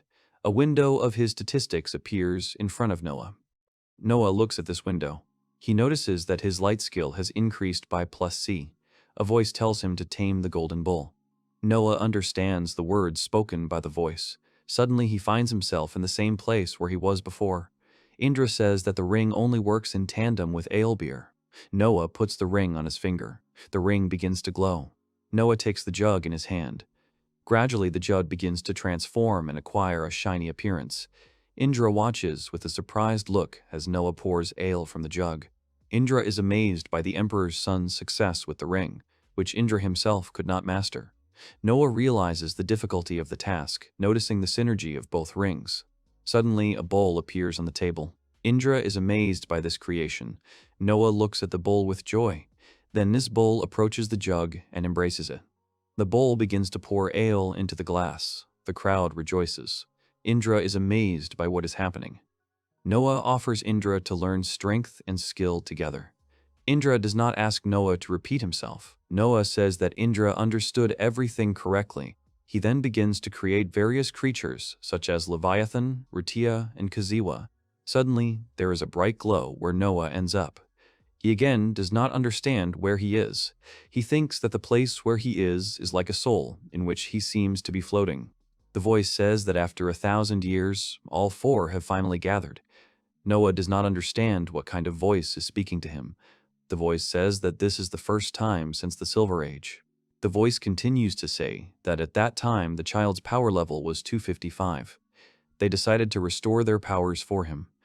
The voice says that when they all gather and when they are fully restored, a great day will come. The voice believes in the divine child completely. Noah is confused, as it is the first time he has heard something like this. Then this glow begins to disappear, gradually erasing Noah from this space. Noah finds himself in the same place he was before. He looks at the creatures he created. On the table are Leviathan, Ruthia, Bull, and Kazeva. Noah does not understand what it was. A man from the crowd says that heaven is waiting for a child of God. Noah does not understand his words. The crowd begins to whisper among themselves, saying that God is waiting for a prince, and that this voice is the voice of God. They begin to admire. Noah is confused. Indra says that everyone heard that voice. He heard that voice along with everyone else. Indra says that Noah is lucky. Noah then turns to Gigi and asks her to give all the witnesses 10 coins each. One of the duties of aristocrats is to take care of the people. The second class of people living in the city is comparatively different from the third because they do not have the necessary patience and are too greedy, so the approach must be special.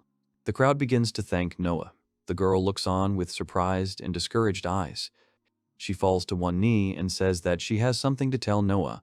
She would like to refuse his help, for which she asks his forgiveness. Noah does not understand why she made such a decision, to which the girl says that she wants to become Noah's personal knight. She wants to become a sufficient candidate to always and everywhere be with him.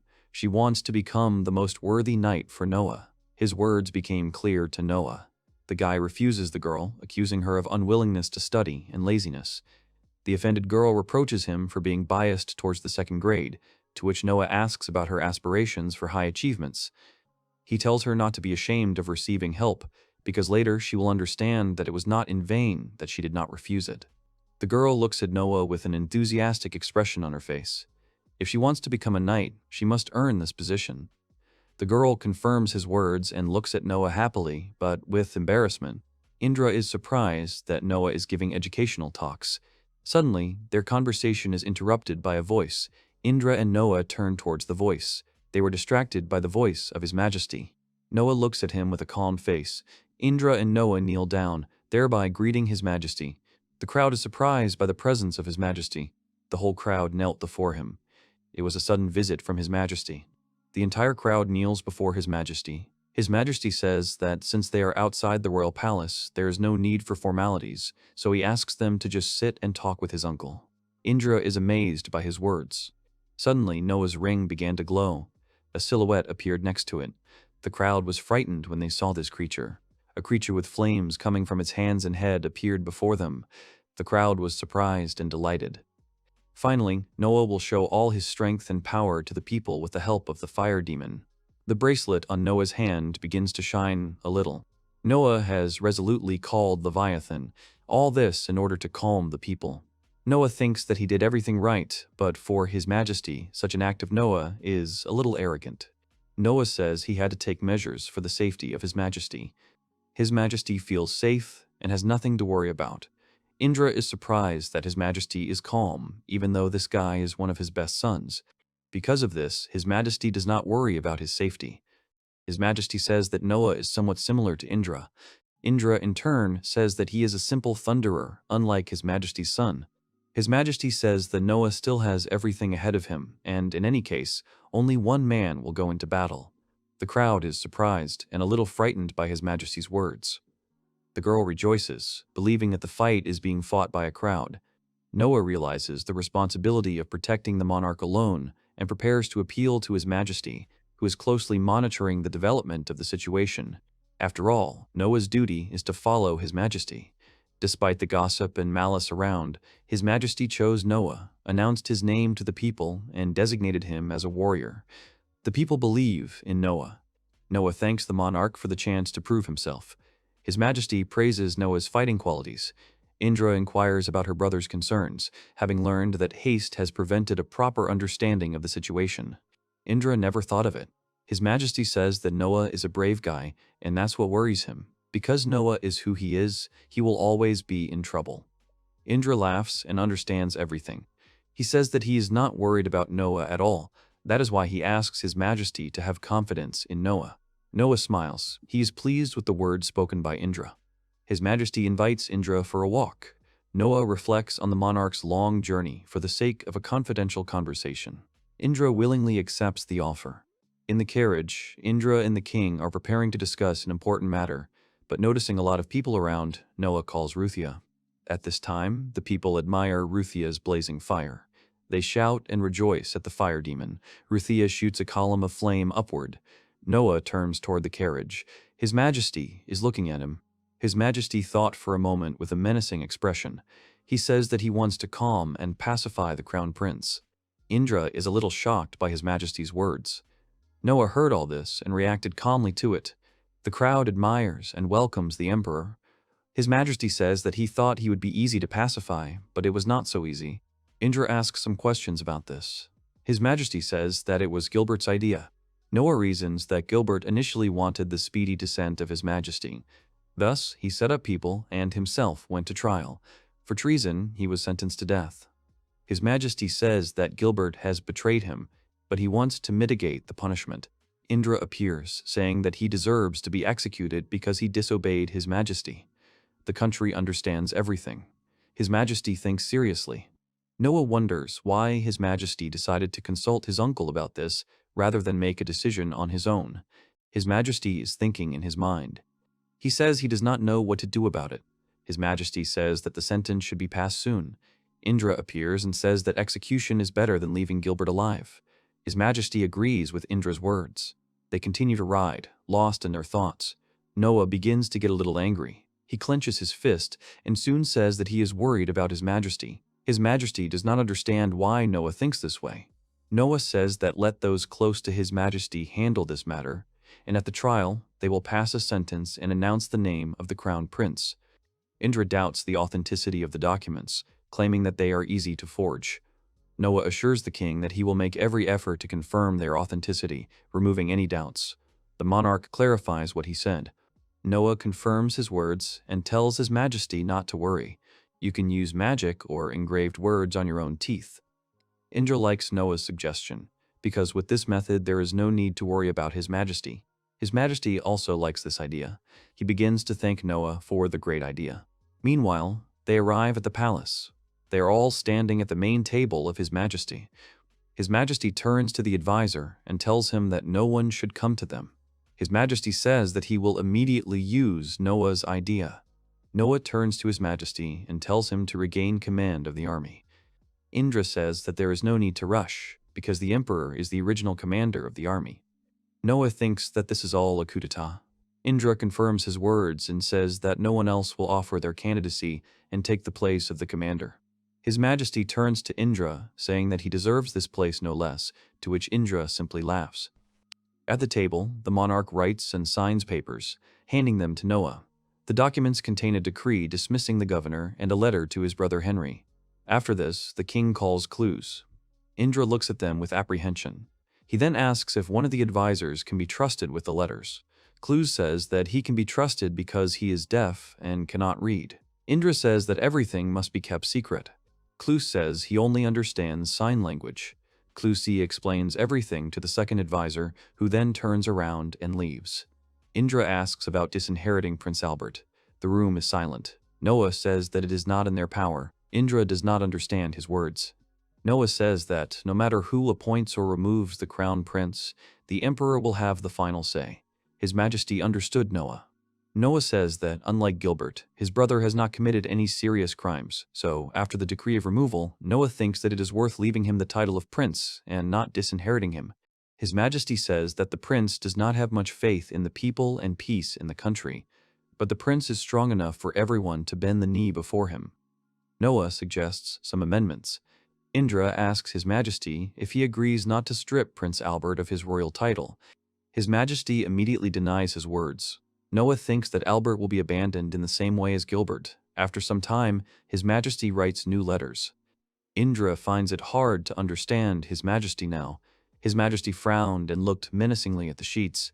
His Majesty says he will disinherit his child, knowing that it could come back to haunt him. He will not tolerate disrespect. Indra understands everything and says that they will rewrite everything and make all the amendments. Sometime later, His Majesty holds a letter in his hands. He gives this letter to Clouseau, who in turn gives the letter to his secretary. This secretary takes the letter in his hands and is surprised by what is written. Noah immediately understands everything. He immediately runs up to this secretary, grabbing him by the shoulder. Indra doesn't understand what happened here. Noah says that this guy glanced at the decree and gave himself away. His Majesty begins to arise and wonder. Noah says that he showed the reaction of a seeing man and read everything that His Majesty wrote on paper. His Majesty begins to shout furiously at Cluse. His Majesty asks why he was able to read the decree. Cluse cannot say anything and simply begins to shout. At that moment, that advisor breaks free and starts to run away. Noah says that he won't run away and uses his power. Noah clenches his fist, causing that guy to fall to the floor. His Majesty thinks he is someone's spy. His Majesty does not understand how he managed to sneak in, to which Noah says that he pretended to be uneducated, but he saw him whispering and reading the letter. The guy deserves the death penalty. Indra says that before he is executed, his eyes and tongue must be torn out. Noah says that he must be interrogated and then eliminated. There is a deathly silence within these walls. Cluse falls to the ground and apologizes as it is his fault. His Majesty asks Noah how they will eliminate him. Noah says that he is sentenced to death, so he will deal with him later. Cluse is shaking, head down. Noah says Cluse's only offense was failing to keep an eye on his own people. His punishment will be a 6-month pay cut. His Majesty confirms Noah's words. Cluse understood everything. Noah wonders who could have sent a spy to steal these papers. Noah thinks that this is all the work of the Crown Prince. Indra understands everything. His Majesty is grateful to Noah for preventing the information from leaking. Noah confirms His Majesty's words. His Majesty tells Cluse that he can go too. The Prime Minister praises Noah's work, while His Majesty suspects that Albert sent the spy out of irritation with the heir. Sometime later, at night, some questions were discussed in His Majesty's room. His Majesty inquires about the conversation with that ambassador spy. The Prime Minister says that they interrogated him secretly. The king is interested in the knowledge of Leviathan. The minister informs him that Leviathan is one of the 4 sages of the Silver Age who helped the emperor gain power. The monarch suggests that Leviathan is the one who gives Noah his strength and energy. The monarch decides to postpone a foreign trip, needing permission from domestic affairs. The prime minister, awaiting instructions, respectfully agrees. Noah doesn't understand and says the name Albert with a frightened look. Noah says that he urgently needs to pay Albert a visit. Noah doesn't understand anything. She asks the girl why she was called Olivia and why Noah should trust her. The girl says that she is the daughter of the former confidant of the first prince Gilbert. Noah asks her again about Coyle's butler. Noah thinks that she is illegitimate, to which the girl confirms his words. If an illegitimate child is born into the family of the imperial prince's servants, he must swear allegiance to his parent and serve him faithfully and truly for his entire life. The girl is grateful to Noah for saving Gilbert, but is irritated by Albert's actions. Assuming the people are aware, she is triumphant that Noah is willing to listen to her story of revenge. She says that the story of the disinheritance has not yet spread throughout the kingdom, so they need a crown prince as soon as possible. Noah asks Albert what he wants to do with His Majesty. She says that he wants His Majesty to abdicate the throne against his will and then take his place and become emperor. Noah suspects that Albert is planning a coup, trying to obtain secret information. Despite the servant's failure, the brother has learned the king's plans and decides to punish Noah. The girl, expressing her willingness to serve, falls to the floor. She will do whatever he wants. She also asks Noah for permission to take revenge on Albert. After some silence, Noah understood everything. Noah asks what kind of work she did for Gilbert. She says she helped her father, to which Noah says he's hiring her and will pay her the same as his brother. The girl asks why he's so kind to her, to which Noah says that her loyalty is in his hands, so he asks her to serve as the Lord, and asks her to be faithful even after being sent to the next world. The girl admires and does not understand what was being discussed. Suddenly, a characteristic window appears. The darkness increased by +F. Noah says that the girl named Olivia is now devoted only to him. Sometime later, at night, in the Ministry of Military Affairs, Noah was hurrying to some place. Noah says that there are about 1,000 soldiers in this particular place. They are trained to obey without question and do everything that their superiors say. Noah catches his brother near the army, asking why he has gathered troops at night, suggesting that they stop before it is too late. Noah is met with feigned incomprehension from his brother. Noah says that his brother will not dare to carry out his plan. Noah threatens and says that if he tries to go against him, then Noah swears that he will destroy the entire army along with his brother. The brother appears, saying that if he admits his guilt, he will immediately go to the chopping block. Noah does not understand how his brother can go against His Majesty and set up his own brother. The brother says that he does not care about his brother's life. Noah is very shocked by Albert's answer. Noah says that his status is now hanging in the balance, so Albert will do everything to keep his position. Noah says that Albert, as the crown prince, will destroy anyone who stands in his way. For Albert, defeat is the same as being sent to the next world. Realizing Noah's determination, Albert gives the order to detain and kill his brother. The army immediately rushes to meet Noah. Noah is surrounded by an army on all sides. Taking out his sword, Noah says that he did not want to use force, but now he has no other choice. A voice interrupts Noah's attack, telling him to leave it to him. He asks Noah to call him. That familiar voice echoed in Noah's mind, and one name immediately came to mind. Noah begins to call upon Ruthia. He screams and asks her to appear before him. Suddenly, the ring on Noah's finger begins to glow. Noah himself begins to glow and pronounces the name Bahamut. A silhouette appears behind Noah, which gradually appears.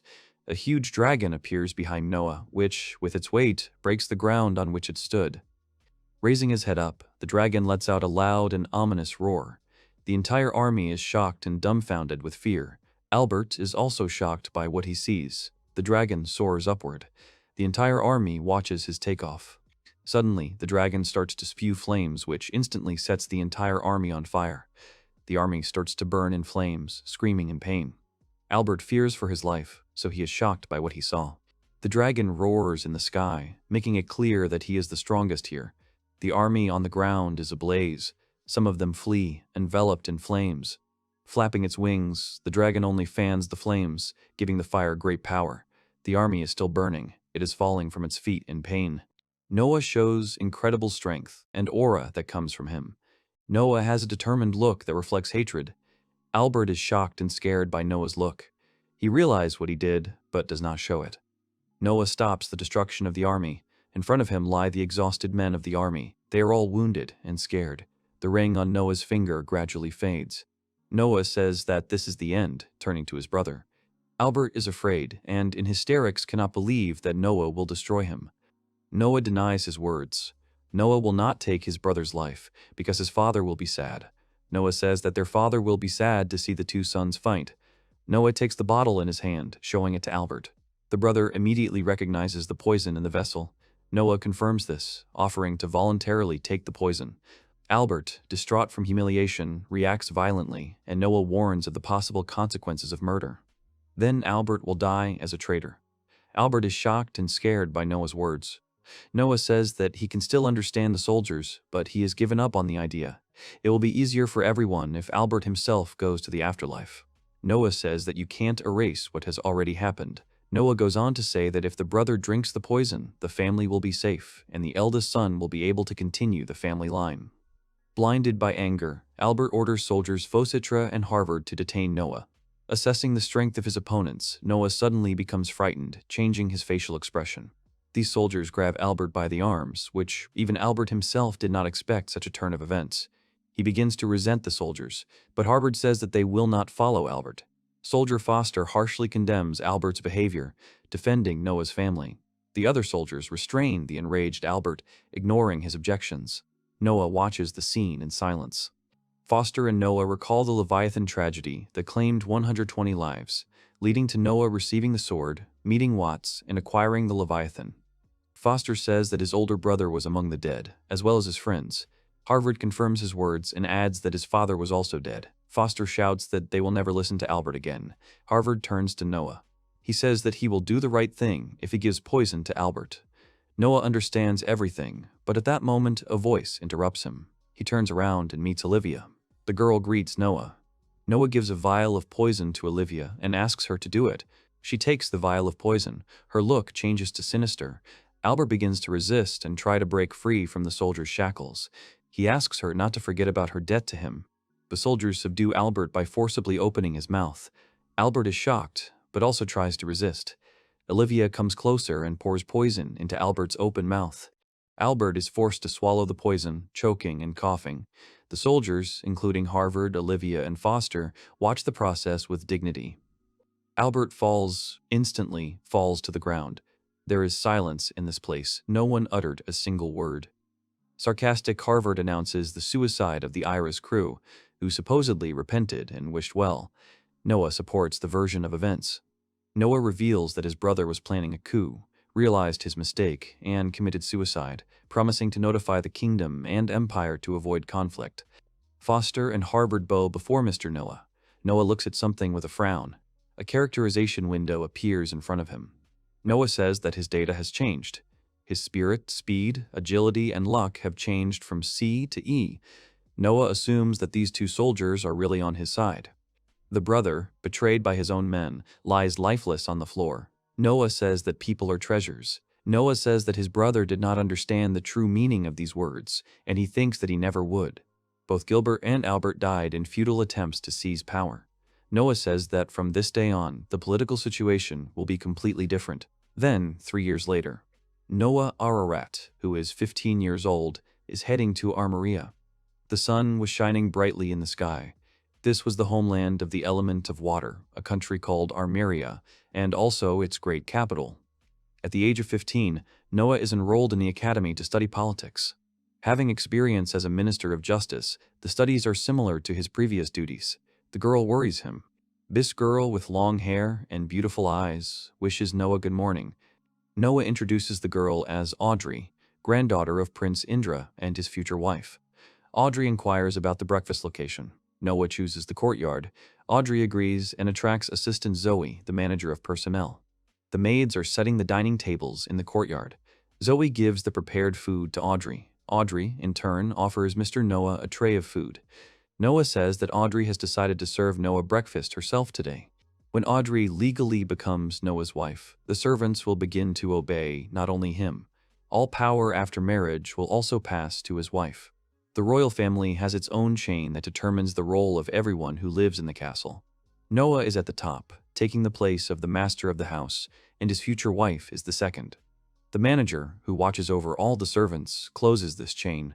Noah tells her that next week Audrey turns 15, which the girl managed to forget about. This allows them to have the ceremony. Audrey can't wait for that day. The initiation ceremony is an old rite in which the future wife officially takes her husband's surname. In doing so, she shows that she is ready to renounce her old life and enter a new one. Everyone in the city is waiting for the ceremony. The royal family is also waiting for the ceremony. Audrey confirms his words and says that she is also waiting for the day when she officially takes Noah's surname. Audrey, with an embarrassed face, as well as with joy in her eyes and a smile on her face, says that she really wants to become Mr. Noah's wife. Noah says that it is just a formality and that she will become Noah's wife and take his last name without the ceremony. Audrey thanks Noah for the words. After walking down a city street lined with shops, Noah enters a tavern with a picture of a barrel and flowers on the corner of the house. Inside, he's greeted by a waiter, and his gaze accidentally falls on a girl with long braids in a bun. She was wearing a cloak with a clasp on her chest. This girl was Alice. She was glowing with joy in her kind nature. Noah, after he became the emperor's right hand, two fairly famous singers appeared in the capital, who, having gained popularity, began performing in different parts of the empire. Alice became one of these singers. After finishing her performance, Alice bows to the audience. The delighted audience admires her vocals, and one man seriously considers moving because of the outstanding qualities of the local governor. During the audience's conversation, Noah recognizes Evelyn, the former butler, who has become a popular governor. People note the improvement in life and admire her wisdom. The man says that this girl became governor thanks to the crown prince. He saw potential in her, so he helped pay for her education and mentored her all the time. She is extremely grateful to the prince. Noah, hearing the men's words, rejoices and says that Evelyn is giving all her strength to development and prosperity. Meanwhile, Alice comes back on stage. Noah says that the intermission is over, and now he needs to focus on the concert. A man approaches the stage, stamping his boots loudly. Introducing himself as Pascal's friend, he demands that Alice sing from now on exclusively for her patron. Alice rejects the man's offer, asserting her independence. In response, he threatens her with the name of Governor Nisir, demanding a night with the singer in exchange. Cold-blooded Alice repeats her refusal, provoking the aggressors to try to take her by force. Grabbing the girl, the man threatens problems. The watching Noah intervenes, ordering them to stop the attack. Recognizing Noah, the attackers try to push him back by threatening him with Pascal's name. Unfazed, Noah summons Bahamut, donning fiery gloves and going on the offensive. With a swift strike, Noah sends the main attacker flying and into flames, leaving the others in terror. The next strike sends another enemy into flames. With his next blow, Noah strikes the third man, ending the duel. The shocked crowd applauds the hero. The guards who arrived at the noise demand an explanation. Noah openly admits his guilt, showing off his defeated enemies. The guards immediately recognize His Royal Highness with fear. They apologize to His Highness Noah for misunderstanding the situation. One of the men in the crowd is surprised and says that this guy is the 13th prince. The other men also recognize the 13th crown prince. The crowd starts shouting, saying that it was His Highness who helped stop the bandits. They admire Noah's insane strength. Noah orders the guards to put these guys in prison, thereby pointing to the beaten guys lying at the end of the scene. Noah says that these are messengers of a certain Pascal. Having noticed the loss, he will definitely go looking for them. Then Noah says that this Pascal should find him. Then Noah approaches Alice. He asks about her health and asks if she recognizes Noah. Alice, with a smile on her face, says that she has not forgotten his name and that she did not want to tarnish his name in front of these bandits who are not worthy of hearing his name. Noah says that this is just like Alice and asks her to continue singing. Alice immediately agrees. The crowd at the stands suddenly goes silent. She arrives in a bit of shock. The table empties after the food and drinks. The audience is drawn home despite their admiration for the singer's appearance. One spectator bends over, preparing to leave the room. There were two men who bowed down to Noah, who was sitting on a chair. At this moment, Noah was calmly sipping a drink from a mug. One of the men turns to Lawrence and says that everything they do is beneath their greatness. Lawrence turns to Pascal and says that if he tries to escape now, he will only make things worse. A shocked Pascal wonders why the conspirators chose the 13th prince. Loyal assistant Lawrence emphasizes the need to follow the monarch's will. Noah, noticing both, makes Pascal bow low. Pascal is afraid of Noah's piercing gaze. Lawrence is calm at this moment. Noah looks at these two men with a majestic and angry look that shows how displeased he is with the antics of Pascal's servants. White light flickers over the audience, captivated by the finale of the performance. Pascal asks Lawrence to stop what is happening, but the advisor objects, warning of growing discontent if he retreats. Looking up but also bowing to the ground, Pascal addresses the 13th imperial prince. Pascal says that His Highness is a completely different person. With a stammering voice, Pascal turns to His Highness the 13th prince and asks him to listen to him. Noah looks down on the timid Pascal with disdain, finding the punishment mild. Pascal, standing below, and Lawrence tremble before him. Noah asks Pascal if he realizes what he has done. Pascal confirms His Highness' words and says that he understands that he has done unforgivable things. His Highness ponders and thinks that Pascal has not understood or realized anything. Then Noah turns his attention to the second man and thinks that this guy is acting quite calm. Noah addresses Lawrence. The boy addresses His Majesty and introduces himself as Lawrence Parton. He has been appointed assistant to Mr. Pascal. Noah wonders where Lawrence came from. Lawrence says that his father is from the West, which means that Lawrence is also from the West. Noah notices Lawrence's accent and thinks that he speaks rather arrogantly, but not at all rudely. Noah finds this situation amusing and thinks that while his master is trembling with fear, Lawrence is not the least bit worried. His Highness, the 13th Crown Prince Noah Ararat, then addresses Pascal, who reacts with fear. Noah orders Pascal to prepare a document with a report and accusations. Pascal raises his head sharply and addresses His Highness. Pascal asks again what exactly he must do. Pascal must bring charges against himself. Noah confirms his words and says that he needs a detailed report from Pascal to determine the punishment. Besides, Pascal himself admitted that he did unforgivable things. A frightened Pascal looks at Noah in silence. The threat of punishment forces him to unquestioningly carry out the will of the Crown Prince. Pascal and Lawrence thank His Highness Noah. They then leave, where Lawrence supports the exhausted Pascal. With a happy face, Alice thanks Noah. Noah asks Alice if she succeeded in everything, to which she confirms his words and says that she is very grateful to him for everything. There is an awkward silence between them. Noah suggests that Alice sing for him as a thank you. Alice smiles and says that she would be happy to sing for His Highness Noah. Alice says that singing alone is not enough to repay Noah for his kindness, and she also says that she should not ask her so politely. Noah laughs a little and says that Alice is, as always, being modest, but he likes that about her. The building has high ceilings. People are still sitting at the counters. Noah's voice is heard saying that the case is not finished yet.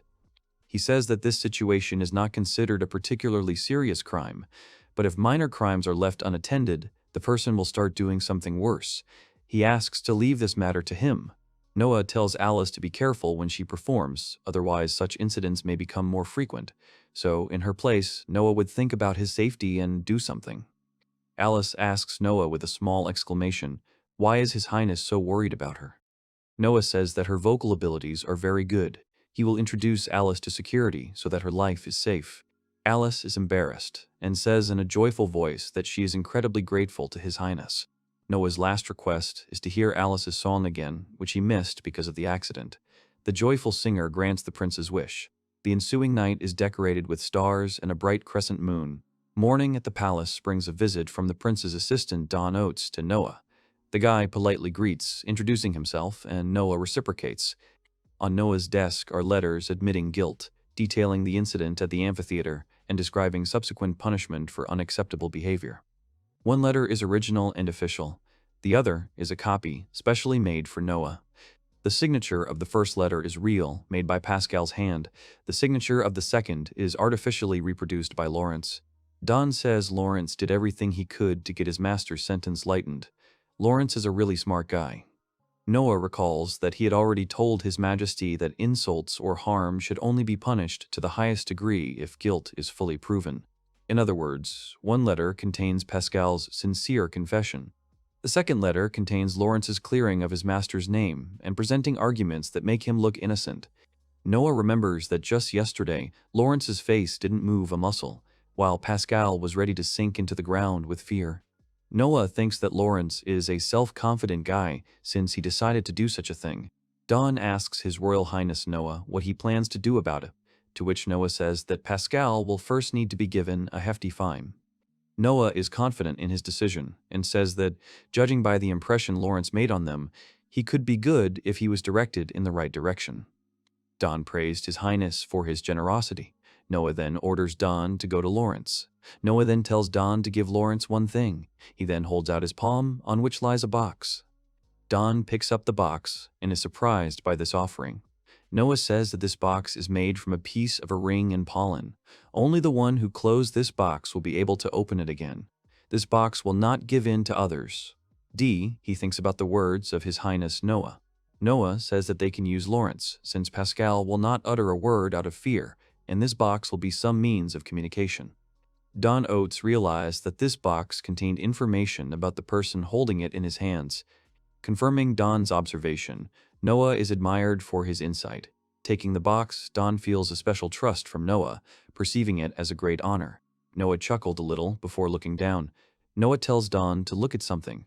Noah holds out his hand, on which lay a similar box but bent and all dented. Don is interested in this box and asks Noah that someone wanted to open this box using bad methods. Noah says it's just a box that changed shape in the hands of a man who decided to brag about working for him. At this moment, Don's expression changed, and with a slightly angry look, he asked Mr. Noah again. Noah says that these boxes remember the fingerprints of all the people who have ever held them in their hands. If the person who holds the box insincerely pronounces words of loyalty, the box will self-destruct. Don admires the box's design, committing to justify the trust placed in him. Holding the box sparkling in the sun, Noah warns his friend against making mistakes. Noah smiles and knows that Don will not let him down, because the box has long ago chosen and recognized Don Oates. A beautiful sunny day gives way to a calm and quiet night. In the palace, Noah, Audrey, and Zoe are gathered at a table. Ruthia swings her sword, attacking the Leviathan, who manages to dodge the blow a little. The Leviathan lets out a furious roar, then rises into the air and sets Ruthia on fire with his fiery breath. Leviathan looks at the column of smoke from the fallen Ruthia. Noah realizes that this is not a bad result for him. His magical abilities have changed with the manifestation of Bahamut and Ruthia's power. Then Noah turns to something above and asks him or her to open his skill table. The skill table appears in front of him, where Noah has already reached level 10. Audrey congratulates Mr. Noah with admiration and a smile. Audrey says that Noah is an amazing person because he was able to level up with one click. She says that such an achievement deserves great respect. Noah asks Audrey if she knows how to raise her level, to which Audrey says that she has been informed. Since Audrey was born into a noble family, she is required to have knowledge regarding ranks and levels. Noah doesn't understand Audrey's words when she said that Noah is able to level up with one click, to which Audrey says that she alone thinks that only Mr. Noah is able to gain rank so quickly.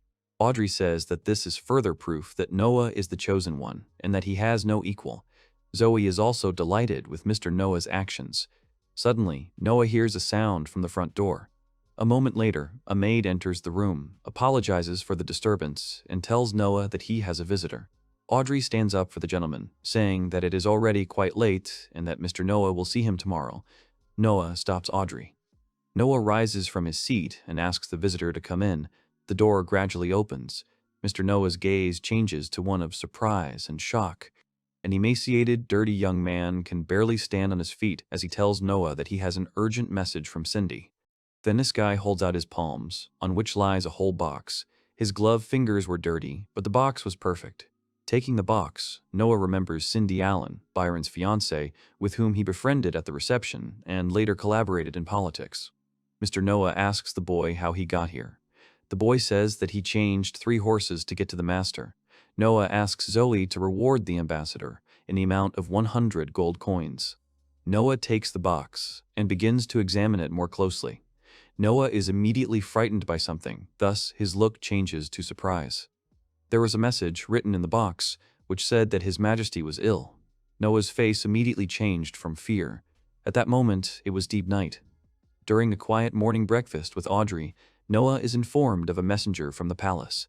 The prince allows the envoy to enter. Audrey asks Noah if this ambassador is here because of yesterday's message, to which Noah confirms her words. Audrey says it's amazing that Mr. Noah knew about it before everyone else, and Noah confirms her words as he runs off to meet the ambassador. Noah thinks and says that His Majesty himself wanted no one to know about this, sending Noah the box, and thus showing the importance of the news. Noah enters the room and is surprised by what is happening. Ambassador Cruz hands Noah the imperial decree. The prince kneels respectfully, listening to the ambassador's orders. Cruz relays the monarch's order. Noah will remain in charge of the country for another month, excluding military matters. Having accepted the instruction, Noah straightens up. Then Ambassador Cruz kneels before him. He is glad to see Crown Prince Noah. Noah tells him to stop ruining the floor and orders him to get up from his knees. He then inquires about His Majesty's health. Cruz says that His Imperial Majesty has been overcome by the so-called summer blues. Noah asks Cruz again. Cruz says that His Majesty is no longer young, so he has begun to lose consciousness frequently due to fatigue. Cruz says that the doctor advised His Majesty to take a short vacation and go away for a month to relax in nature, away from work. Noah understood everything immediately. Cruz says that His Majesty also ordered me to convey that he has great confidence in Noah and completely trusts the Crown Prince with his affairs. Noah thinks that thanks to the box he learned about the Emperor's illness earlier, so in order to avoid unnecessary questions, he sent a messenger to Noah without revealing the secret of the box. Cruz says he is honored to deliver the message, as the Emperor trusts no one more than Crown Prince Noah. Noah says Cruz is being a bit over the top. Then Noah asks about government affairs. Noah doesn't know what exactly awaits him. Cruz quotes His Majesty as saying that Noah should simply stay in Almeria and do his usual business. All documents will be given to Noah for rechecking, so His Majesty is counting on Noah. Noah understood everything at once. He then asks Zoe to take Cruz to the guest room so that he can rest and asks her to give him 5,000 gold. Cruz thanks Noah, saying that he is kind to him. Noah sighs after receiving the information. Noah is surprised by the appearance of the skill window, finding it impossible to gain new abilities by completing normal tasks. All of his stats have increased by plus SSS skill levels. He then asks Zoe to show him the status of his magic. Zoe immediately gets to work. In the skills window, all of Noah's stats have been increased to SSS level.